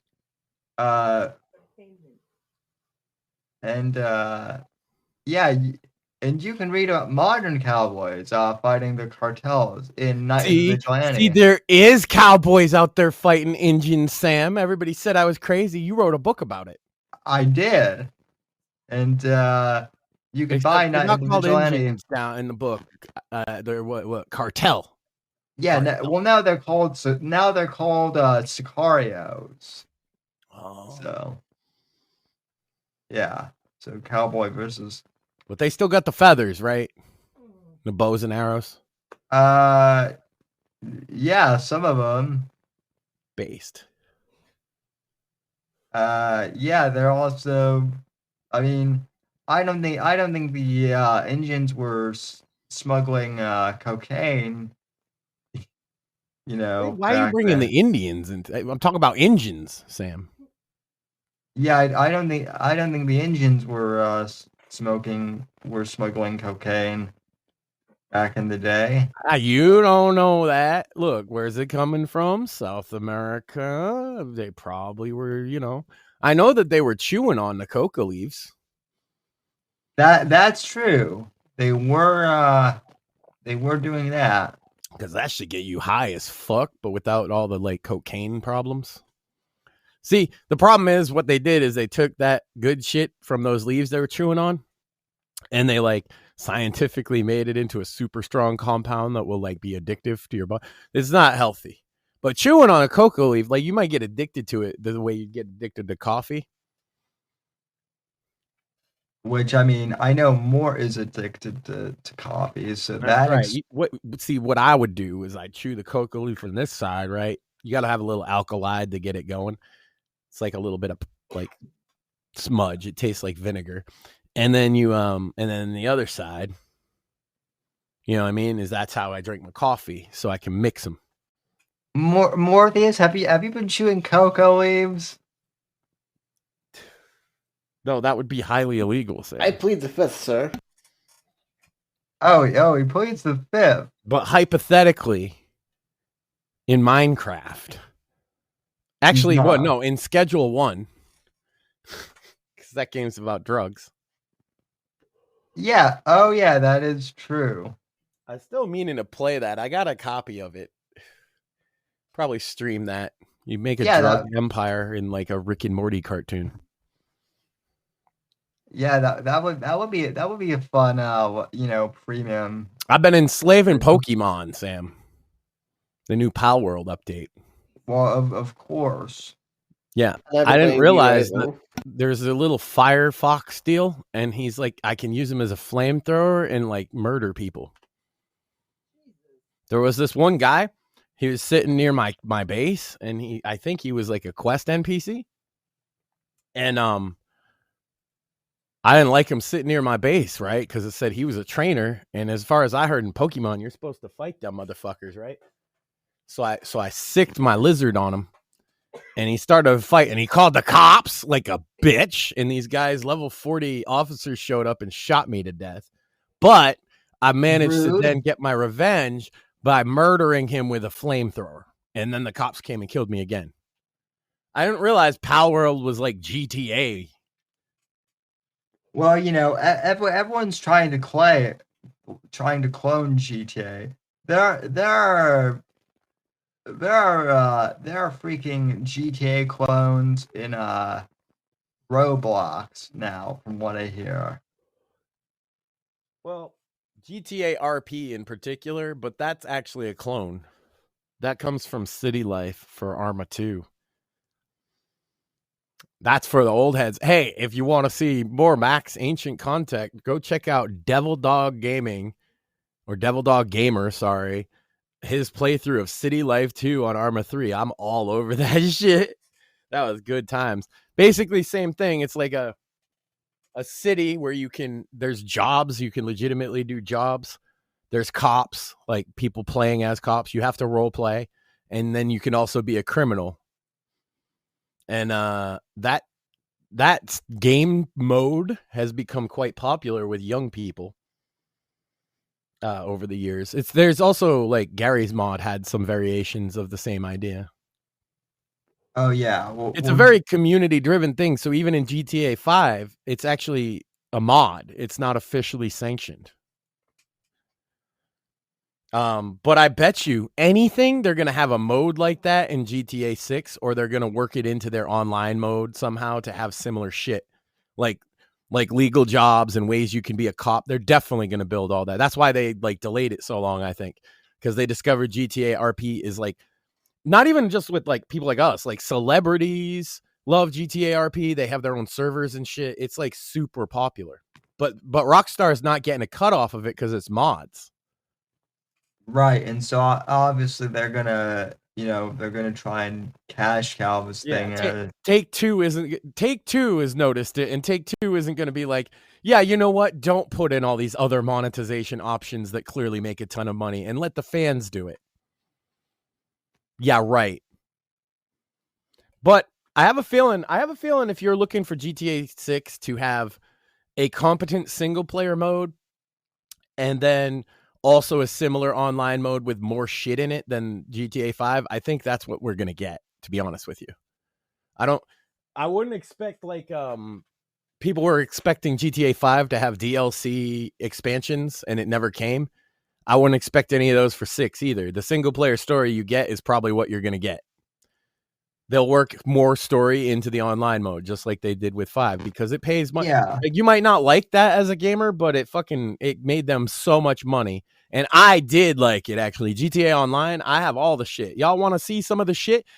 You're like, I don't know how to play the game. I couldn't get all the story content. I'll take you for a ride through all of it. I own all of it. And it's not pay to win because I've never sunk any money into this game except initial payment. The GTA, the GTA got to be on PC. 5, the GTA 5 story mode was pretty. Yeah, it was great. Beginning, middle, and end, right? They even gave you sort of a choice at the end, although it's either you pick to kill one of your bros or you fucking kill the feds, and obviously most people are going to pick the feds, right?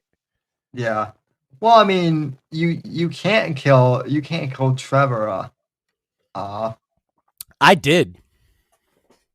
I killed Trevor. I did kill Trevor. I did kill Trevor off in one playthrough. Yeah, I only played the entire game one time, and I killed Trevor at the end because I was like, yo, he's fucking nuts. And he killed Johnny at the beginning of the game, and that pissed me off.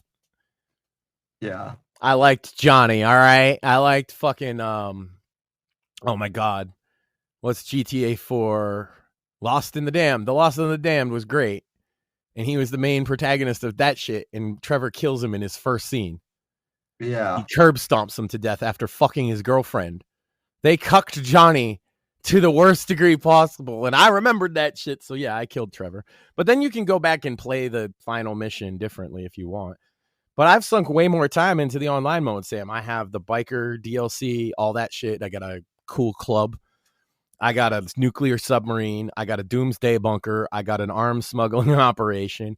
I have every drug you can imagine running somewhere or another. I have a nightclub that puts all the money together to give me extra money. And that's where I get my PCP supply from. That's right. You get it from Gay Tony's nightclub that we set up down in the Docks District. That's right. Hell yeah. And I got a casino. And I don't own the casino, But I do own an arcade, Sam, with actual arcade games made just for GTA that aren't in the single player game. You want to come see my arcade, motherfucker? I got cool games. Like, I have expensive games.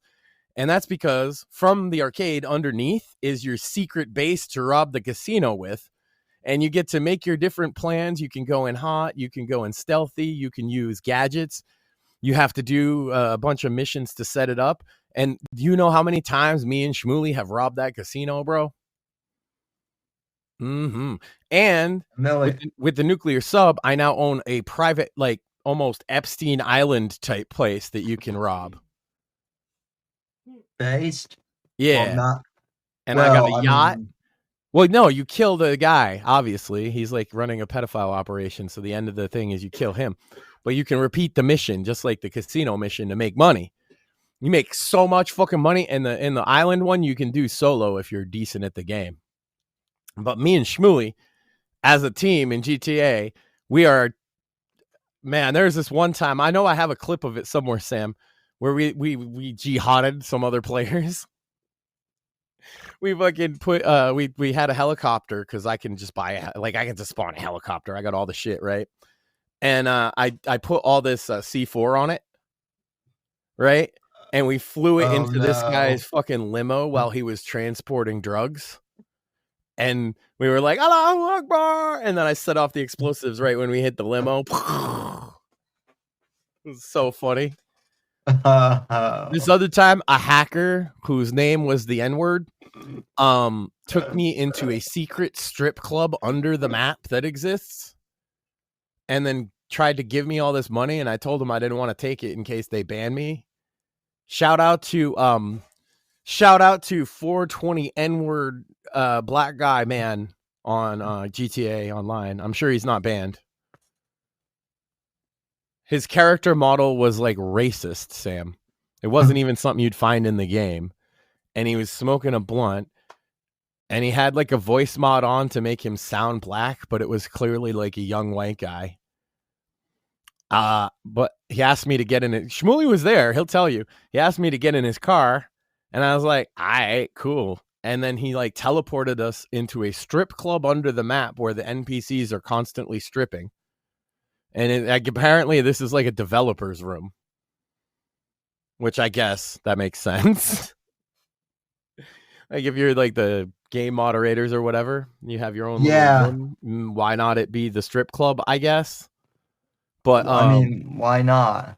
And then he spawned a fucking yacht out of the sky and dropped it in the middle of the map on everybody. Like an act of God. It was pretty epic. So, I mean, you know, there's a mod for GTA 5 for the single player that will like randomly do something chaotic every 30 seconds. Have you ever seen that? Yeah, I've seen videos of that. Yeah. GTA 5 is a hell of a game, so I do have high hopes for GTA 6. I honestly think they're just going to tone some of the gay stuff that they've done in the past down, and that's about all I expect them to do. I don't expect it to be woke at all. It doesn't look woke from any of the trailers. No. If you think having a girl main character is woke, it's got a guy and a girl, as I understand it. You switch between the two. I think that's dope. I was saying this to Maxine when we were watching it. It's like a Bonnie and Clyde deal. Yeah, that's the immediate vibes I got. Yeah, I'm into that. Female playable character when you have multiple characters you can play as doesn't seem like a big deal to me. And if you want to do a created character, that's what the online mode is for, right? So I don't see a problem with that. I don't think they're gonna have like comedic trannies is the big thing, because they did in GTA 5 and they took them out recently. Yep. And that's okay, because like after a while they're annoying anyway. You know what I mean? The first time you see it, it's funny. But if you're playing like 300 hours of GTA Online, I don't care. Like they yell gay shit at you. It gets old. So I'm not actually that mad about it. Yeah. I'm more mad that they killed Lamar off in the recent update. There's a mission where you can kill Lamar. Like, fuck that. Like, bro, Lamar is... Anyway. Yeah. What are we talking about, Sam? Politics? Trump's first 100 Do you days, do that here? which I think we pretty much covered. Bet you Baron plays GTA Online. I'm sure he does. Yo, maybe that's what Kanye is playing on the Steam Deck. I just thought of that. Go ahead. Speaking of games, and so apparently, like, people are shocked that the Last of Us season 2 of the HBO series is bad. The second game was reportedly bad, so yeah. Dude, Abby gets pregnant, and then the main girl that everyone likes or whatever goes, "I'm gonna be a dad." The fuck?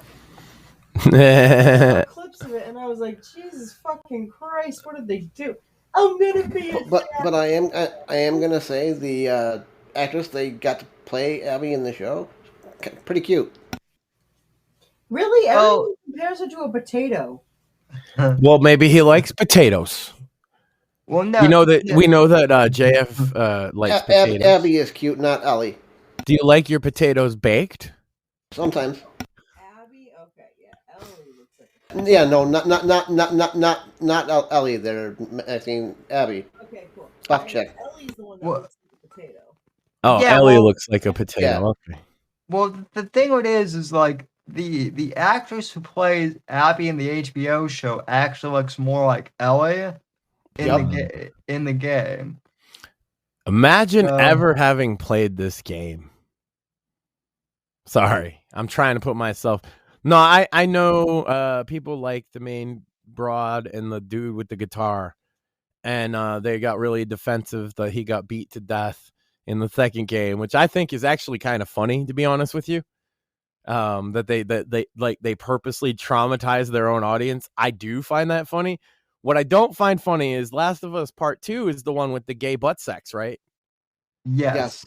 Oh, yes. So it's not even a like beat around the bush type. I've asked Sam a couple questions tonight that he was like, I don't really know how to answer it. But this one, it's like, oh yeah, that's the one with the gay butt sex. Of course it is.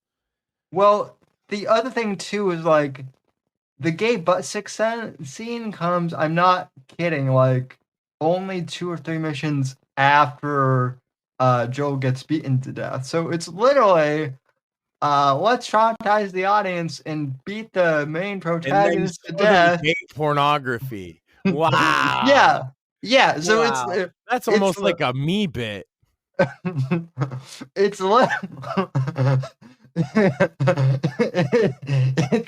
oh my god.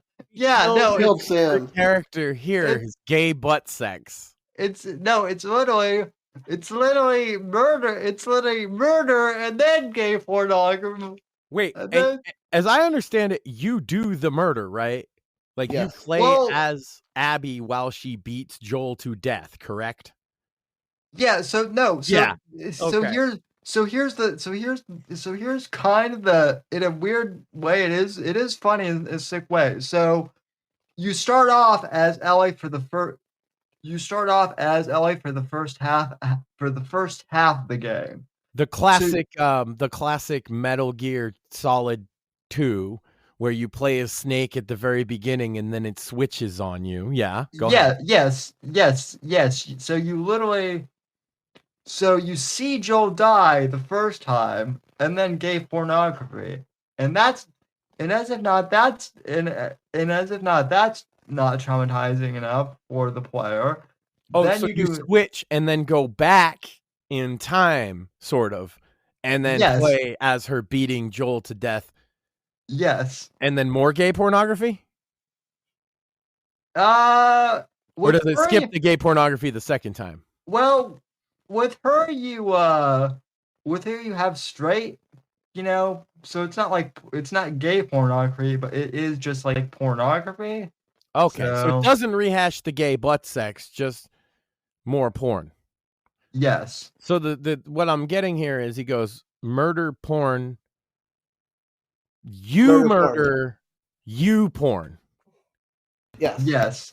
And then you fight zombie, and then somewhere in between you fight zombies, basically.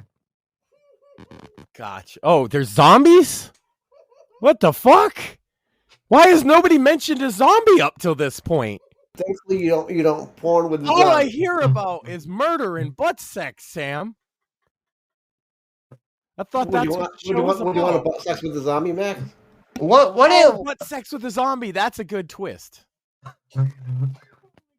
Well, it might be a bad twist because it's a zombie and you'll twist its torso off while you.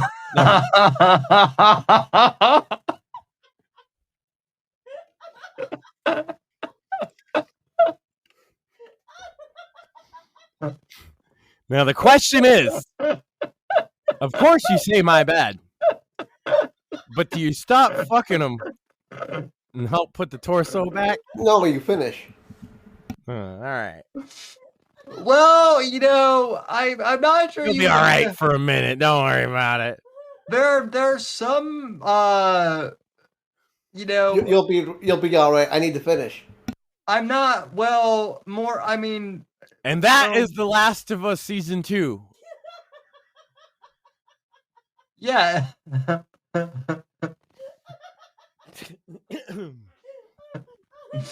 Everyone's getting mad at the everyone's getting mad at The Last of Us. We're over here we're over here joking about the gay pornography and zombies. Gay zombie pornography has to be a market. There's a market for everything.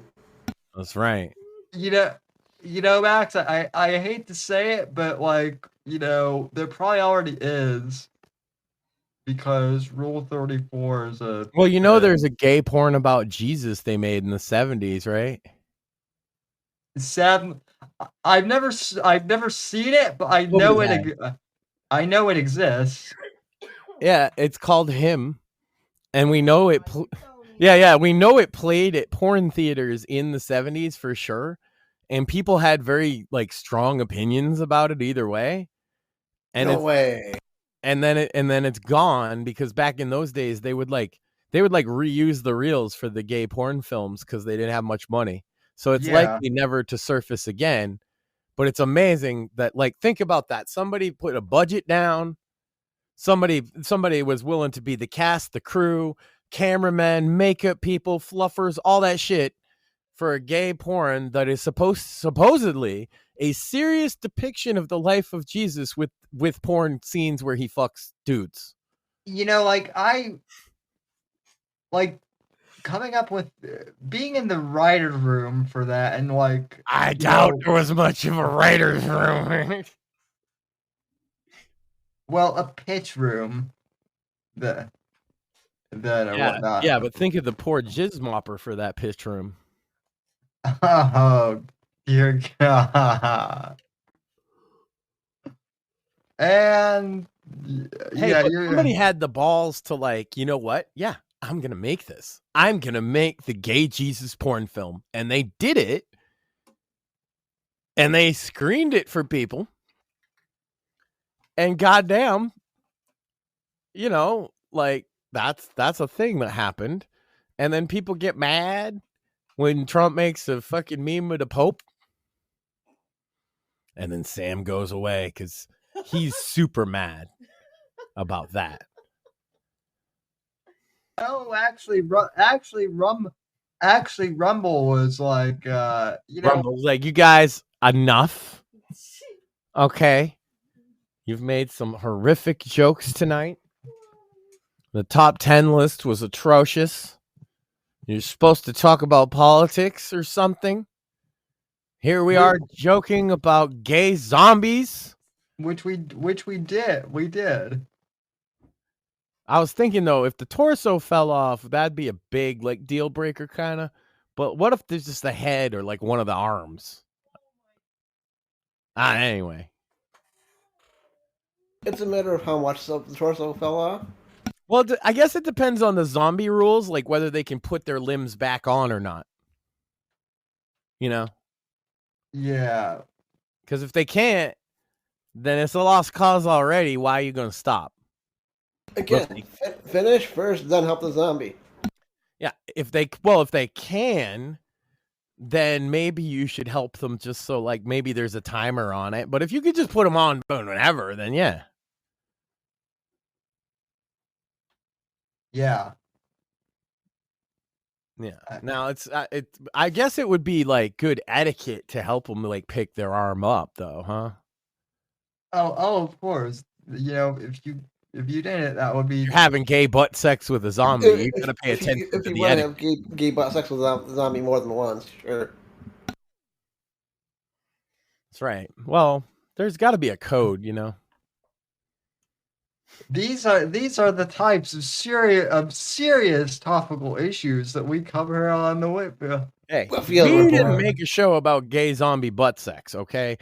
HBO did. We're just That's- talking about it. That's true. But no, here's one thing I will told you, say. gay pornography is hot, Sam. HBO knows it. They got a gay pornography butt sex show. Here's one thing I will say Actually, about HBO has a lot of those, don't they? yeah. Yeah, see, they know what sells. Gay fucking butt sex shows. Or shows with floppy wieners. Why is it every time I watch a show made by HBO, there's dicks out, but none of them are hard? Blame George R. Martin for that. It predates that shit. Hey, like, you look at some of the older shit. Oz, there's some floppy dicks all over. Oz is a great show, and you understand why there's some floppy dicks. But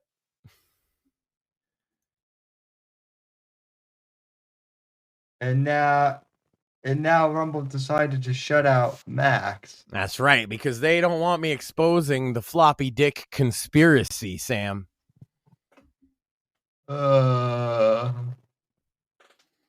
What it is if they show you enough floppy dicks, that you'll be comfortable with that, so that they can put chemicals in the water to turn the friggin' frogs gay. So it's not the Bush's fault. It's all HBO's fault. Right, both. Because well, I mean, HBO is just a part of the conspiracy with the lizard men and the snake people and probably the underwater amphibians too now. It's well, you know, and that's why they can hide, Sam, is because they have this mega city underwater. And all that is still less gay than You guys thought The Last of Us was gonna be good. If you thought The Last of Us, not no, you, yeah, but like if you thought The Last of Us was gonna be good, seriously, in this day and age, don't assume anything's gonna be good until after it comes out and like you get a confirmed source. Well, all I can say is at least they were accurate to the source material. What are we assuming that's good? Oh, I was just laughing at anybody that assumed that The Last of Us would be good, especially season 2. Because like obviously that was it literally we outlined the plot. It's murder, gay butt sex. You do the murder and then you do the sex, but not gay. That's a hell of a story. And then they were going to do part 3 in the game, but part 2 bombed so hard that they like decided to cancel. But they're going to do season 3 in the show, supposedly. So they get to continue without source material. Well, full of gay butt sex. Well, what's funny about that, Morpheus, is judging from what I'm seeing, HBO is not like they've lost viewers for the last of season 2. So HBO might even say, yeah, no, we're you know, we got some real stinkers, but we're not doing this again. So, oh my God, you think there will be gay zombie butt sex in Fallout season 2? They got zombies.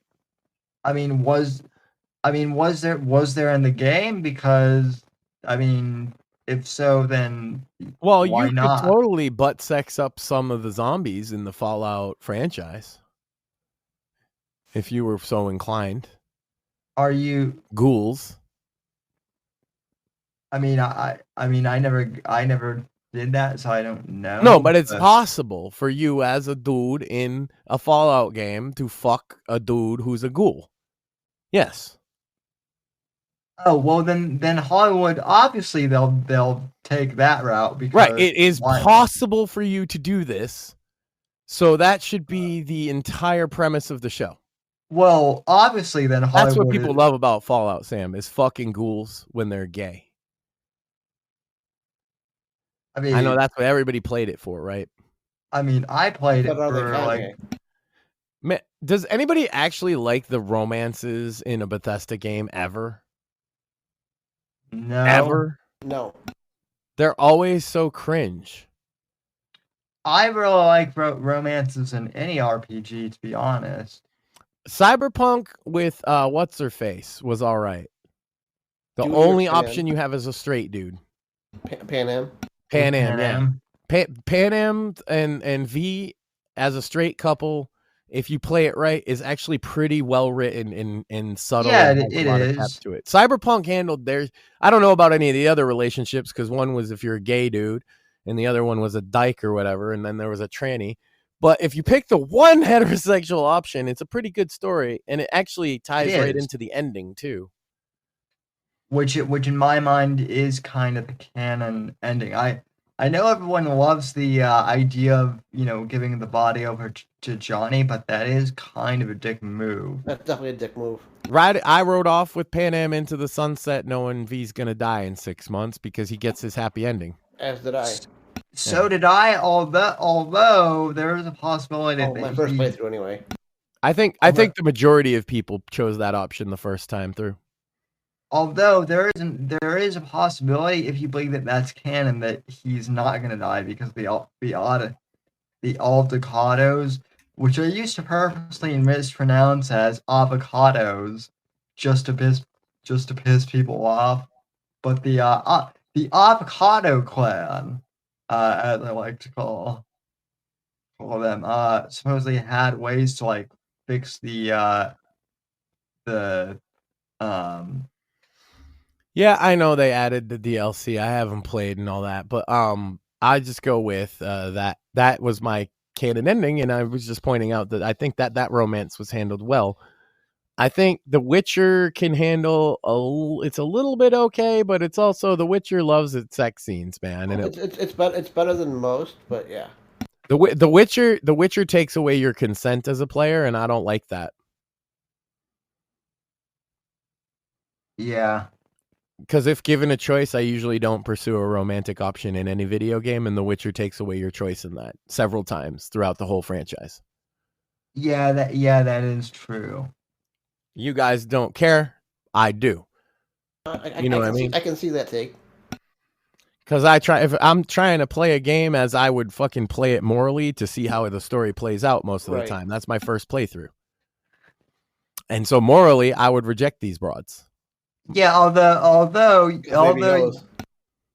you say that, but then you also play the Old Republic, where you always play as a Sith. Well, that's not my first playthrough. That's like my 8th playthrough of the Old Republic. I thought you said it was some of the newer content I hadn't played before, but I figured then I'm committed to the bit, right?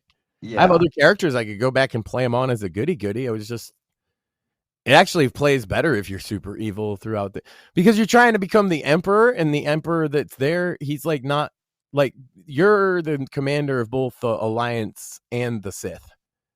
Yeah, no, that is. And so I just chose to stay a Sith because I could have turned, but it seemed stupid at that point. Regardless, Sam, I made one evil playthrough. It's all you think of. I'm telling you, every time I play a game, I play as the ultra goody hero the first time.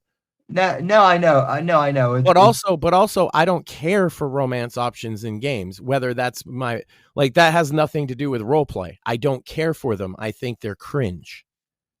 Yeah, they are cringe. I don't know. They seem to think everybody that's all they talk about. That's why I don't want to play Baldur's Gate 3, is because as I understand it, there was a bug in the original versions where your companions were like ultra horny for you, and they just they discovered that it was maybe turned up way too high, and they left it that way on purpose because people like it. Well, I don't like it. Yeah, and that's one of the reasons why I haven't played Baldur's Gate 3. And I'm a super fan of Baldur's Gate 1 and 2, by the way. Way more than you might say you are, but I played in 1996. I waited in line to get Baldur's Gate 3's Baldur's Gate 1's expansion, Tales of the Sword Coast. And in 2001, I waited in line again to get the original release on my mega PC of Baldur's Gate 2, and played through like 200 hours of that campaign when it came out. And I've played it several times since then. Good, evil, whatever. It plays very differently each time. And the fact that they made it all about sexing up your companions in the third game makes me so turned off by it that I just don't want to play it. Yeah, I can understand that for sure. That's not what the other ones were about, actually. Your companions as a romance option was not even really that much of a thing. Yeah, it is weird to me that they make like romance mechanics like such a integral part of because of Dragon Age and Mass Effect. It worked. It brought in like a casual audience, and then they blame the gamers for being gooners and not the fucking devs. Yeah, it's like you brought in a casual audience of gooners that like that shit. Of course they like that shit. Now you're mad they like that shit. Well, I didn't like that shit. You could have kept doing the old shit like you did it before, and I would have liked it a lot.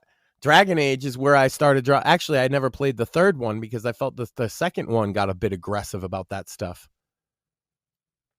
Yeah. Like, I don't know. If it's a fucking fantasy RPG, why can't my fantasy be I ain't into any of these hosts? Right? That is the other weird thing too, is like I have tried to play pick a waifu, right? Well, no, it is weird because like I have tried to play some of these RPGs where waifu simulator, where like you just don't pick a romance option at all, and they still force you to pick one to progress the game. Yeah, you're expecting that's what I'm saying. Into the bare gay sex in Baldur's Gate 3. Oh, yeah. Well, that one is like a super specific fucking series of choices, so I'll give it that. There's one in Baldur's Gate 3 that's not, though.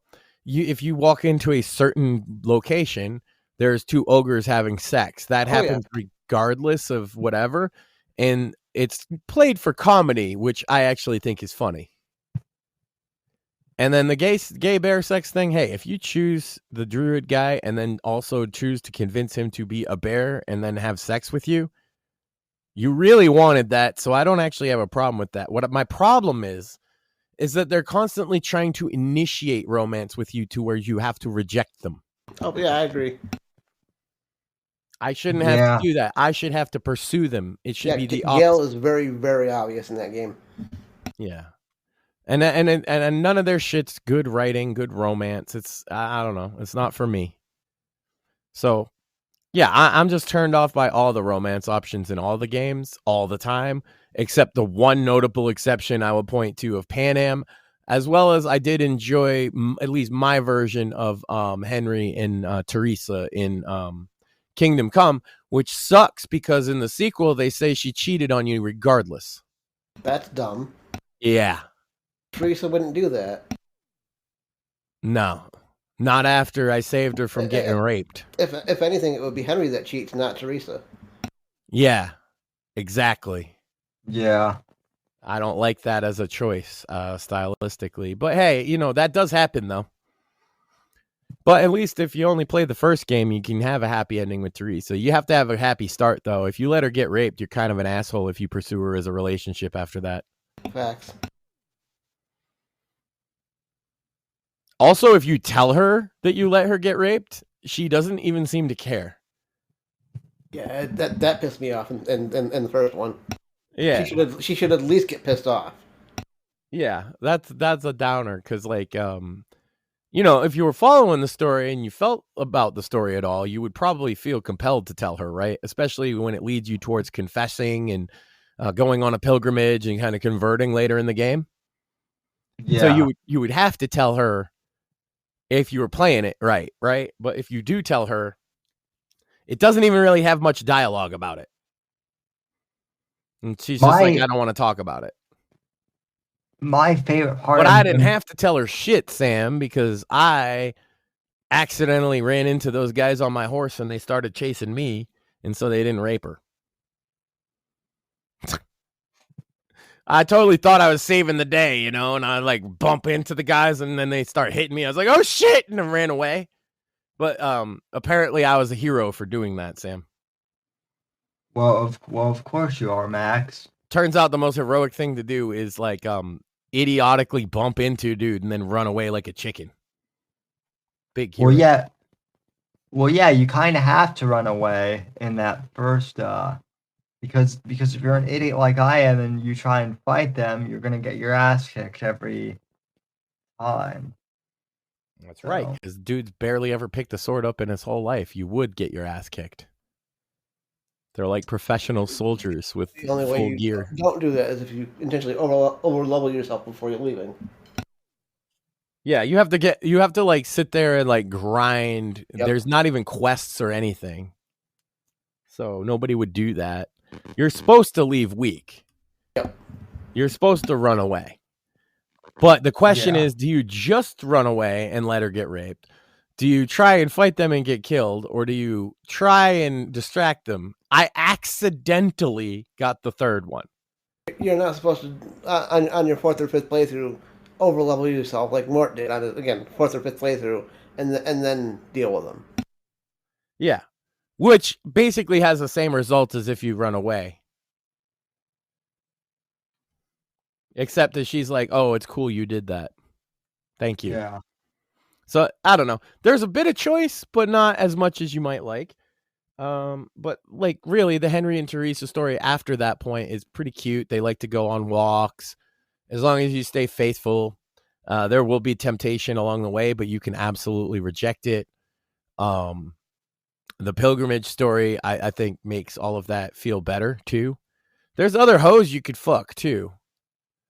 In that game, there's all kind of hoes you can fuck in that game, but that's not how I play these games. Because, like I say, if I wanted porn, I would like watch porn. I'm out there to kill bad guys. I'm still working on getting my swordsman level up because man, that the combat in that game is tough at first just to learn. Yeah, you literally just I would the way I've described it is more realistic Skyrim. Yeah, it actually feels a lot better than like games like Skyrim. Although I was playing Oblivion Remastered, I just switched over to because Palworld had an update where it's cross-play now. I might be able to play with my wife, so that could be fun. I'm playing that. It's actually it's a good little survival game. I've played a lot of survival games, and it's definitely easy to onboard into that one. Probably the easiest to onboard ever. And I've been playing a little bit of V-Rising also because they got a new update. Yeah, see, that was the one I was torn between. But she plays Palworld. Like, she'll actually play Palworld. That was my deciding factor. That's reasonable. But yeah. What else is in the news, Sam? War, famine, Houthis. Trump met with gay pornography. Well, Trump met with the Prime Minister of Canada, which is kind of like, I wouldn't say it's gay pornography, but I mean it's the It's funny how wildly he turned his opinion about Trump in a couple days. Oh yeah. I actually have a super cut of that that I found today. That's pretty funny. If you want to. So you do have some gay pornography for us of Mark Carney sucking Trump's dick. Yeah, let's go. Cool. Yeah, pretty much. Audience just tunes out like, no, I don't want to see that. No, I mean figuratively. Yeah. And literally.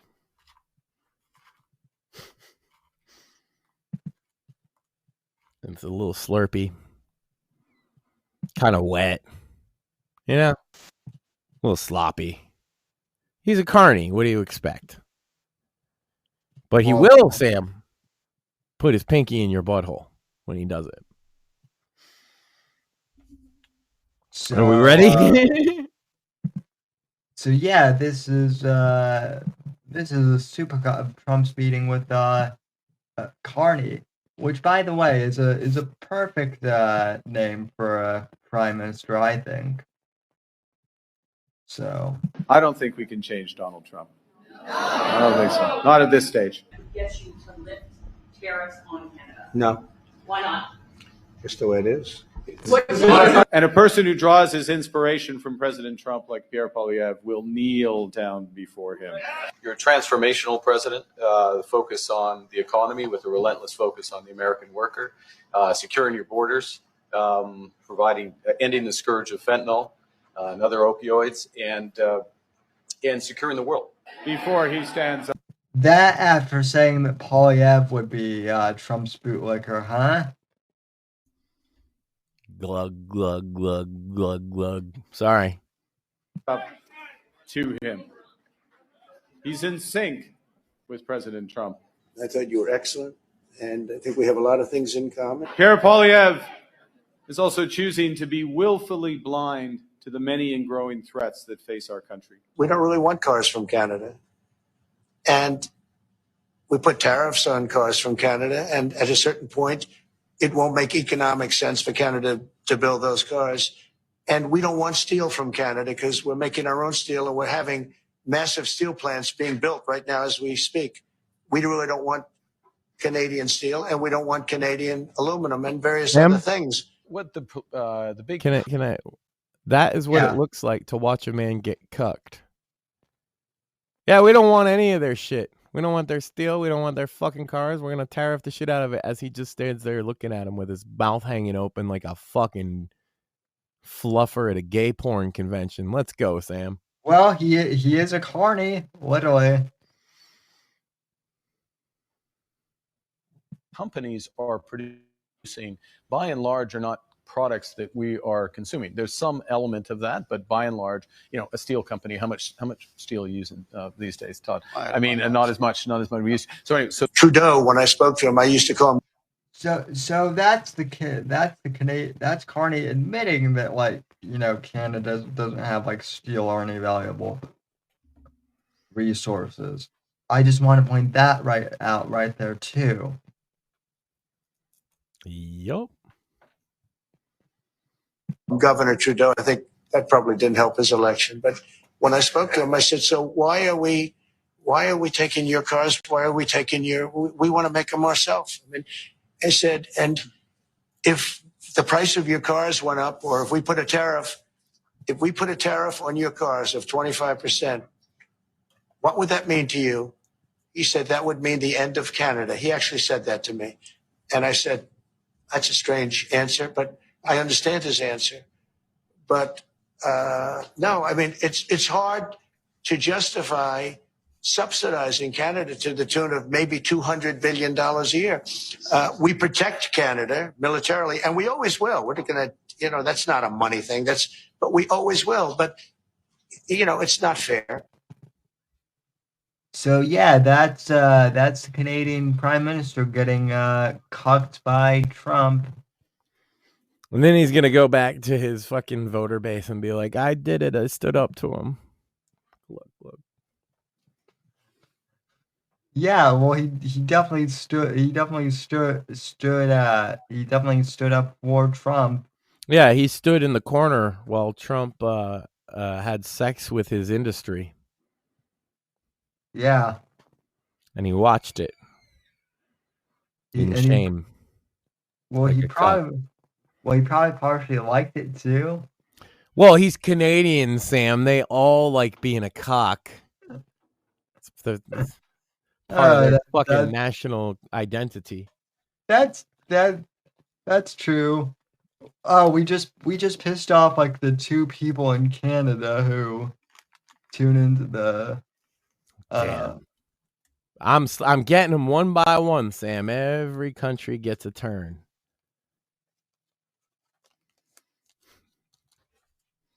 Let me tell you something, Argentina. You suck. If we had Argentina listeners, I would actually be impressed. Well, I just want to make sure that if we do, that they're offended, that their place is terrible. I don't like it very much. Well, it is terrible. Canadians, I mean, look, if the Canadians are watching get mad that I called them cucks, ask yourself for a second, but is Canada really cucky?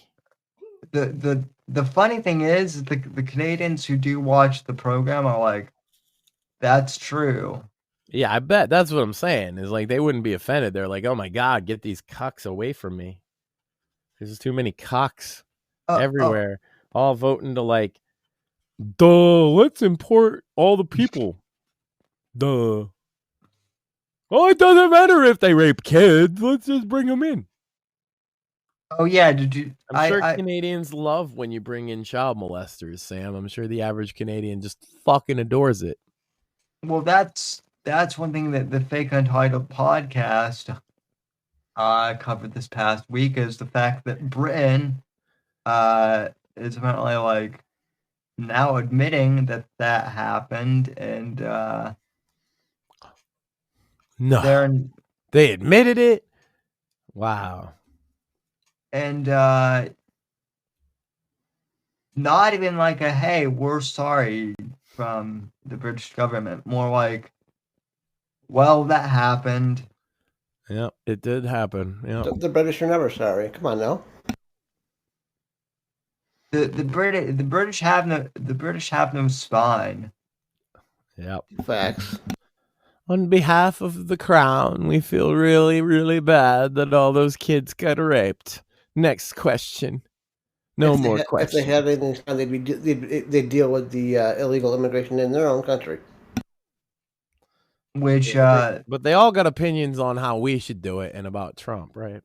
Yeah, well, according to them, we should just let them all in. Mm-hmm. Well, you keep letting them all in you're a fucking shithole. I hope Conor McGregor wins, in his bid for Ireland's prime minister. Well, he is a winner. We know that. Well, yeah, I mean, he is a winner and he would do a good job. But I think that would also be like funny too. That's right. Make Ireland Irish again. Yeah. That's very Irish, Sam, because that's what they say after they're drunk, right? Yeah. Well, yeah, you and I would know that, right? I mean, you're more Irish than I am. And I've said that exact thing, and I'm not sure what it meant then, and I'm not really sure what it means now, but it means something. If you know, then you're probably retarded too. Welcome. No, Max, not all Irish are retarded. No, yes, every single Irish is retarded, Sam. It's in our genes. You didn't know that? Wait, so you mean to tell me I'm crippled and partially retarded? Yeah. As well. Well, not partially. You can't be partially retarded. You're either retarded, which means like, stunted, right? Or you're not. So you can't. That's the problem with being a full retard, Sam, is you can never go full retard, but it's out of your hands. I love how Sam is a crippled, retarded author. That's right. Yes. And he's not even close to the first. There's been a lot of crippled, retarded authors, Sam, if you think about it. That's actually, you know what? Now that I think about it, that is actually true. Mm-hmm. That's right. That's the secret sauce, Sam, is when you're crippled and retarded, but can also write. Ernest Hemingway. There you go. You got the king I was exactly thinking of. Who, by the way, I don't know if this is true, but supposedly, like Emily Dickinson was crippled and retarded, Sam. Well, yeah, that is true. Helen Keller. Shit. I mean, it's the rantings of a crazy lady. How is it not fire art? Yeah. Well, Helen Keller. Well, like Emily Dickinson's so deep, and I'm like, no, she had schizophrenia, and she wrote words that came into her head. Don't think too much about it. They sound good though. Well, Charles Manson could do the same thing, you know. But Max, Charles Manson is evil, or was he? Well, the CIA is pretty evil in regards to that as Well, well. yeah, well that's true. So. And he made fire music. I don't care if he was evil.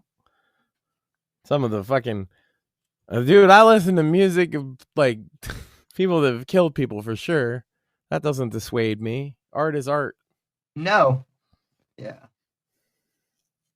Doesn't dissuade me either. Now, pedophiles is a different story, Sam. I don't fuck with pedophiles. If you're making art and you're a pedophile, I'm probably not gonna check that shit out. But if you killed somebody, it depends. I mean, you know, there's some like I don't want to check out the Columbine kids' art, right? Because they're edgy and they would want you to look at it. But I mean, like Charles Manson was just like making music, you know what I mean? And it's like, what's his music has nothing to do with murdering people. It's usually about love, actually, and sex and happiness and fighting the man. Yeah. And not getting butt raped in prison. He's got a lot of songs about how not to get butt raped in prison. Almost as if he knew he was going to go to prison. No, he wrote them in prison, Sam. So what you're saying is he knew how to not get butt raped in prison. Right. So, hey, if you ever find yourself, young man, if you ever find yourself and you're gonna go to prison, cop you the Charles Manson album that he recorded at San Quentin and just listen to that. And there's like 5 songs on it that are basically just advice on how not to get butt raped in prison. And he would know because he was in prison longer than any person in American history, Sam. Yeah, he was in prison longer than I've been alive. By a lot. By almost double. Actually, no, more than double. Which means that he was in prison for almost as long as you were alive, too. Yeah. More than double yours is still a lot more than me, sir. I'm not that fucking old, Sam. Yes, we are, man. He was in prison for almost 80 years. Jeez. Yeah. That's double us, Max. Between when he was born in prison, he got sent to reform school when he was a kid.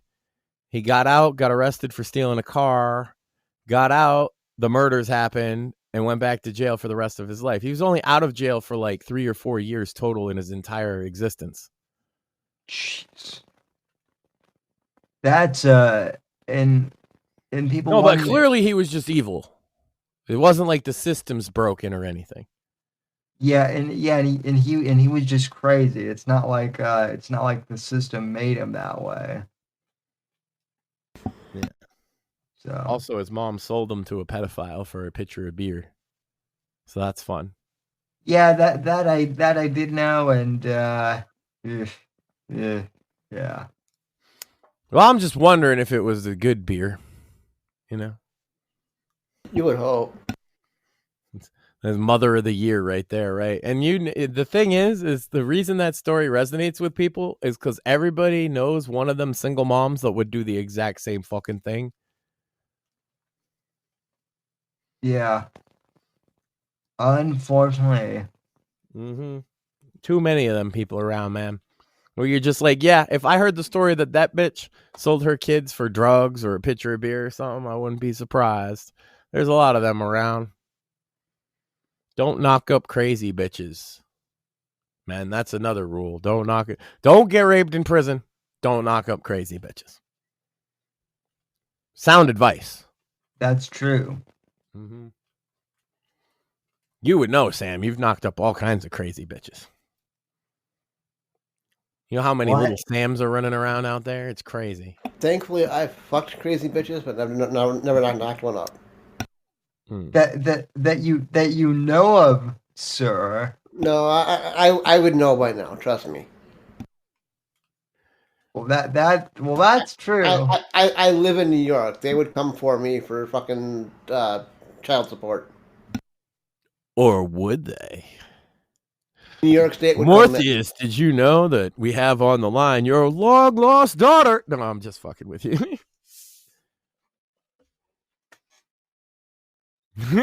Turns out her mom didn't want to talk. She didn't want child support either. Here she is. And then you know what the call would be if I set that up? We'd go to the person on the phone and it would just be like robot noises. Beep, beep, beep, boop, boop. No, it would be the sounds. It would be the dial up internet sounds from back in the And just have an interview with it back and forth. No, yeah, Sam. If you're not a promiscuous guy, you would know if you have a kid or not. I know you don't understand because you're one of them promiscuous guys. Who, me? Sam, I can. Do you have any unknown children? You might be able to get away with it in Florida, sir. You were not nearly as certain about your answer as Mortheous. That's what I mean. He knows because he still probably knows all them broads to some degree. He probably got them on. I do. I at least know where they are. Yes. I know where mine are too. I don't mean to be disrespectful to your ex-girlfriend to call them broads like that more, but yeah, he probably knows where to find them, and if they had kids, he would kind of have figured that out by now. Yeah, same here. Well, then why'd you have to think about it? As a matter of fact, most of them do have kids now, but the timeline doesn't match up, so they're not mine. Yeah, same. I did have one chick try and claim that she had a kid with me, and it was like, well, that's convenient considering that we never did anything. Are you sure? Immaculate Conception, Sam. Oh yeah, that was something that she claimed too. I'm like, yeah. So we've confirmed Sam's got a little bastard child running around out there.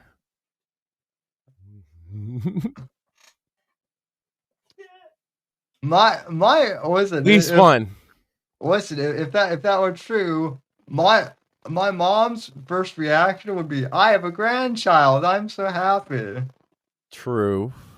I'm not not joking. Necessarily yours. It depends on how crazy the girl is. That's also true. Because then you're like, Mom, that girl's crazy, and she's like, I don't care. I got a grandkid. That's when you run into problems. See, this is why you don't knock up random women, Sam. You don't fuck crazy, or if you do fuck crazy, you only go to a certain level. Yeah, we got to get out the crazy chart and teach him. You cannot go beyond yellow. Once you get to orange, danger, Will Robinson. I've never gone. And don't ask about red. That's where the real crazies is. If you go into red, you're gonna end up dead. That's right. That's why it's red. Red means either you'll be dead, she'll be dead, somebody will be dead. I've never gone in. I've never gone. If you're gonna go into red, either you're gonna die, go get dead, or you're gonna end up in jail. She doesn't know about the crazy women chart. You're in I will post it in the more. I mean, well, section sometimes she does peek out into the yellows and maybe the oranges, but mostly she's green. I can. There was a peak. That was a little bit of a peak right there. I can see her.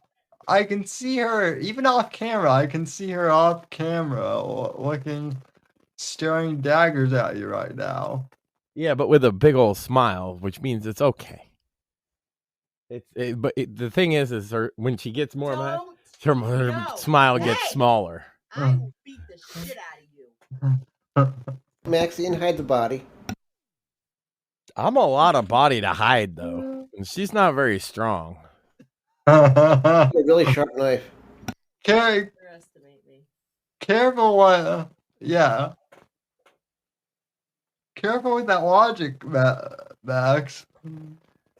I don't know. I'll be all right. I once made the mistake of saying a chick wasn't very strong either, and yeah, but she's not in the orange or the red, so I don't worry that she's actually gonna kill me. Well, she just peeks into the orange sometimes and throws things at me. Yeah, orange. Well, that you know of. See, I didn't think.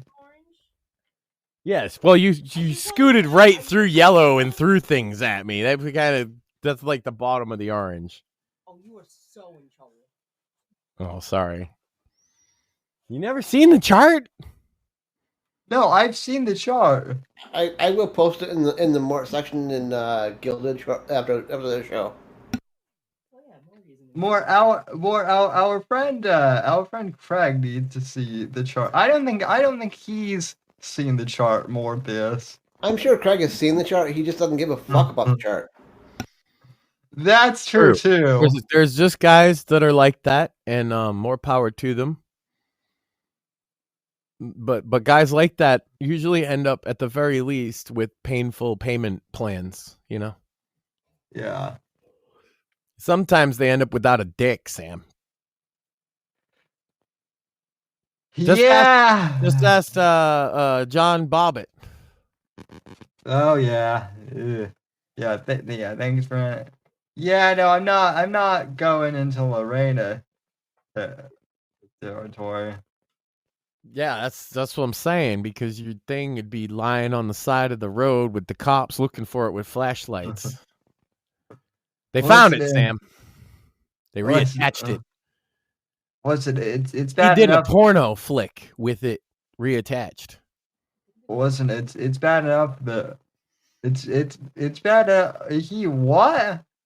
She asked if they put a rod in it, and I don't know, but that makes sense. You'd put a rod in the rod, right? You know. I wonder if it's extendable so he can be hard when he needs to. Like, it's just like a little. It's got like a little metal bit that sticks out the side when he needs to be erect. He just slides it out. Freak.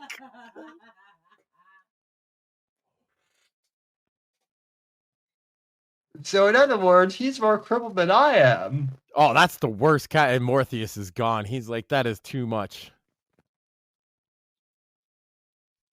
Or his internet died. One or the other. Yeah. Or he's on the Nazi moon fighting pussy. What was it I say? Yeah, that. What? He's on the moon fighting Nazis. Yeah, that's what I said. You said pussy. Yeah. Slaying pussy, yeah. Oh my god. But well, knowing more, he was saying he's back.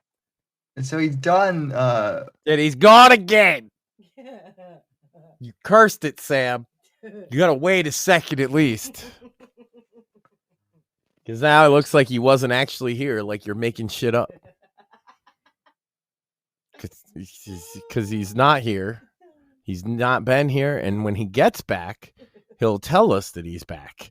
But you just say he's back when he's not here to fuck with the audience, Sam. I have a problem with that. These are good paying customers. Oh, wait, they're good people. They love this show, and they don't like to be lied to, Sam. Although it's interesting that you say that, because they can become, good paying customers too by by clicking the link to sign that's what up. everybody wants to be. Well, for our show, heck yes. Hell yeah. They want to sign up for Rumble Premium using the link in our description. Which That's true. We just did a reaction to a weird, very Christian play on our premium stream. She was on camera with me. It was we talked a lot about religion. Oh, I actually did a reaction stream yesterday for the premium viewers. You don't go searching while you're on air. Where I was actually watching the ABC Sunday morning interview of ABC interviewing Trump on his first 100 days in office, and the reporter was being like purposely like hostile, and Trump wasn't having it. And I really never like to watch corpo news stuff because I find it cringe, and it was cringe. But for the premium subscribers, folks, I'm willing to sit through cringe. Well, I'll tell you, Sam, we got some content lined up as well. Obviously, tomorrow I'm doing Cringing Over Coffee, the Juggalo edition. So we're going to look at some stuff. The premium content for that is going to be, we're going to watch Big Money Hustlers, me and the wife, and that'll be fun. Magic ninjas what? Magic ninjas what? And for the mainstream, I'm going to watch some cringy takes about underground hip hop. I also found a guy, Sam, that made an anti-Semitic diss rap to a friend of the show, Necro. And he calls himself a rapper. And here, spoiler, he's going to be a part of the show for sure, Cringing Over Coffee, because he claims to be a rapper. That's his whole identity. He's now a rapper that's now talking about politics. And he goes by Politic. And what really he is, he's me. He's an old guy that did a lot of roadie stuff, but he recorded raps. But all his raps, he never made a beat. It's all stolen beats, and he sucks. And he's going to sit there and criticize Necro, and he even made a diss song on him, which is like blatantly anti-Semitic. So that'll be fun to look at tomorrow, cringing over that, as well as the other guy that says like Juggalo culture is racist. He has a 40-minute rant about it. I'm going to react to that. Look at some Juggalo culture stuff that's cringy in and of itself, and just overall have a good time. And then we're going to watch Big Money Hustlers after the stream, premium behind the paywall, so you can get that as well as Sam's premium content and many, many others if you just click the Rumble Premium button down below. Also, but hey, if you don't have the money, that's fine. You can also help us out if you just like the video, comment, subscribe, follow, or any of that fun shit. Just show it to your friends. We appreciate you. Come check us out on Twitter, all that stuff. And Sam happens to be an award-winning author. Yeah, of Night of the Vigilante, which is I hear that's shoo-in for Book of the Year at the next Tim Awards. Yeah. And also it's been a big seller on Amazon too for the last 2 months. So thanks to everyone who has purchased the book and left reviews too. That's huge. That helps out so much. That's huge, and that helps us out. And also and shout out to the people who listen on Spotify and iTunes as well. If you could leave reviews and things, that's also nice. And we know a large portion listens on those platforms, and we're thankful for them. Indeed.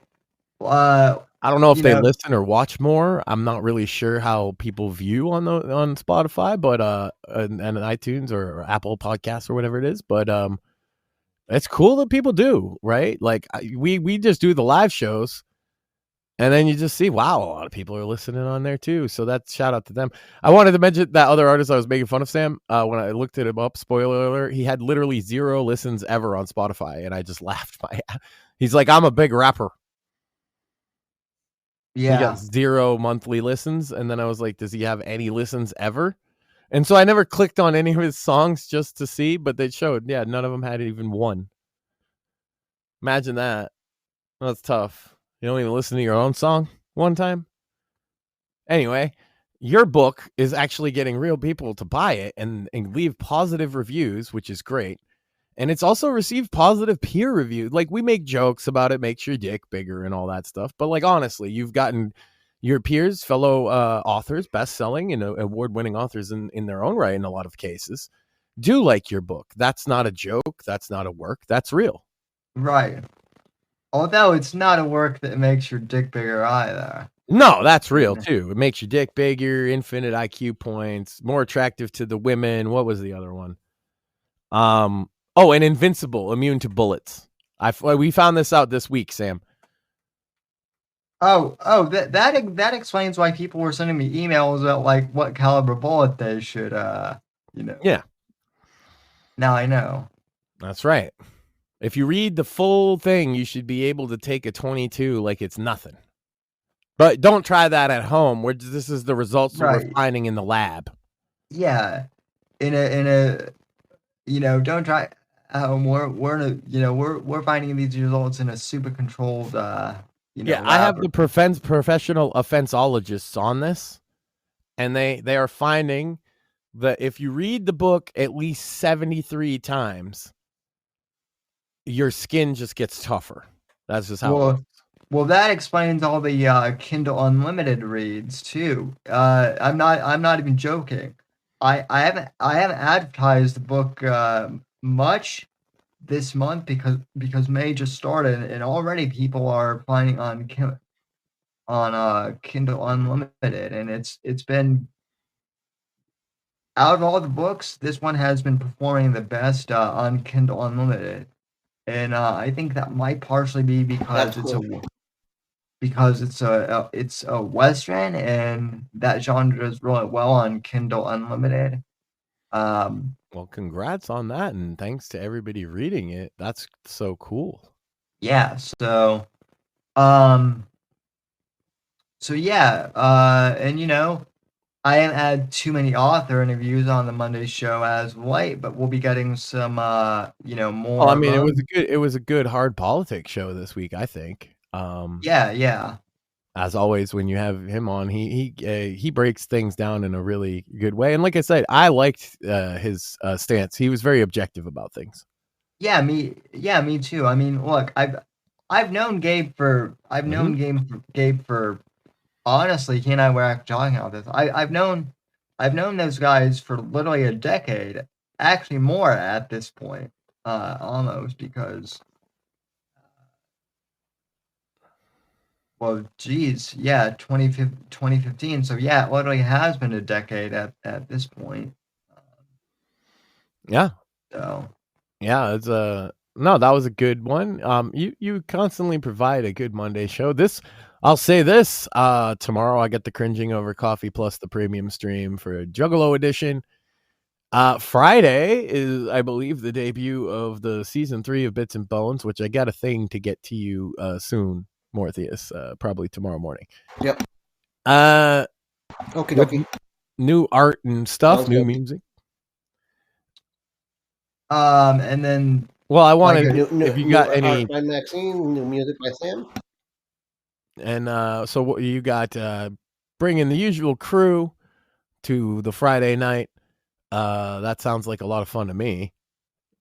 Yeah, and then Saturday. Yep. I don't have any original program for Saturday, but I've been replaying old episodes on Saturday mornings, and I replayed your first appearance on the show, and this time in its entirety, since the first time I tried it, it crashed partway through. But that was a fun show to look back on, and I guess Steve Stratton actually watched the whole thing, which God bless him, because it's 4 hours long. But man, that was a fun show. Yeah, so. I like both of us doing some best ofs, but I know Saturday she's got a plan for her show. I think something spooky. Yeah, I can't remember though. I have to go back and watch the our show. Something spooky that she can't remember, and it's Wednesday. Well, then we'll see. I have time. And so, yeah, I got a couple other things that I'm not going to specify when, but I've been working on stuff quite a bit, Sam. And of course, I'm working also on like RTO theater type idea.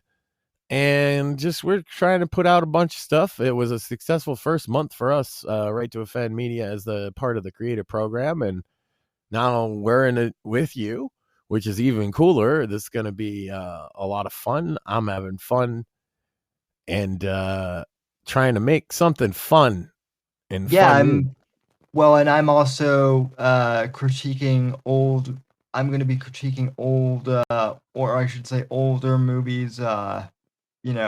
For premium content as well. So, I guess another sale on the Rumble Premium is you can watch our older premium content as well. And we have quite a bit. Me and Maxine did like 10 hours last month. We've already got 3 this month. And the one we just did, it was her idea from during Sandwich Makers when I pointed out this play. It's called Heaven's Gate and Hell's Flame. Yeah. And we watched the whole thing as produced in this particular church because they do it differently, and pointed out that it's basically a scam, one, and the showing the messaging, it was really awful. And then so we kind of spurred quite a bit about scripture, religion, and our relationship with it, both of us, as well as this play. And you can catch that right now if you have Rumble Premium. It's Max and Maxine React 3, I think, or Max and Maxine React to Heaven's Gate and Hell's Flame. Yeah, I started to check that out, and it was good. So, yep, and so we got more stuff like that coming, all kinds of ideas and things, but I wanted to get all the promo through because it's been 3 hours. I don't know if you want to wrap up or not, but at least we got the promo done. Yeah, I think 3 hours is a good thing. That's the other thing too, folks. Is I'll also probably be streaming video games at various points. Yeah. No, people have been asking, Sam, why have you been streaming every single day this week? Because I have, and that's kind of part of the deal with the Rumble partner program. We have to stream an X amount of hours, but I also enjoy doing it. And I'll also be on vacation next week, so trying to double up before I'm headed off. So yeah, get your hours in, brother. I try and drop in when I see it, Send me a message if you want to, because sometimes I don't always catch Twitter. Like if you just tweet it. But I try to be there for when you're streaming, or at least retweet for everybody. And I'm gonna probably make a Discord of we've been putting that off too long. Like nobody likes using the Gilded anymore. Yeah, no, they kind of broke it, to be honest. So look forward to. We'll probably by next. If I say it on the air, I'll do it. By next week, I'll have a Discord server up for the show. Awesome. Even if it's like rough around the edges. And any other business we've got, gentlemen? I don't think so. Nope. I think that'll just about do it tonight for tonight's show. Like I said, I'll be back tomorrow afternoon at some point with some primo content. But until then, take care. Appreciate everyone tuning in, and I'll be back for the Monday show, and then Wednesday I'll be gone. So Max and Mort will be filling in on Wednesday. But until then, take care and God bless, and happy Mother's Day too to all the moms out there.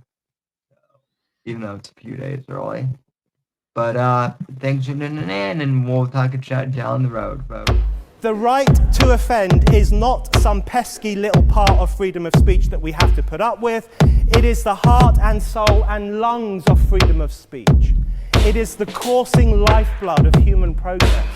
It is the instigator of liberty and modernity and science and understanding. What a laughing stock today's student leaders are, that they can so casually dismiss the right to be offensive without realizing that their lovely, enlightened lives are the gift of individuals who gave offense. Offensiveness is not just something we have to begrudgingly accept.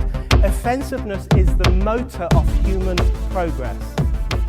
Thank you for watching the Whitfield Report live on the Right to Offend Media Network. Make sure to check out Sam's books on Amazon, Audible, and Kindle. You can follow Sam on X at SamW_NGC and the Right to Offend Media Network at RTO Media. Like, comment, subscribe, and share with your friends. And until next time, God bless, God save this great nation. God, freedom, legacy, in that order.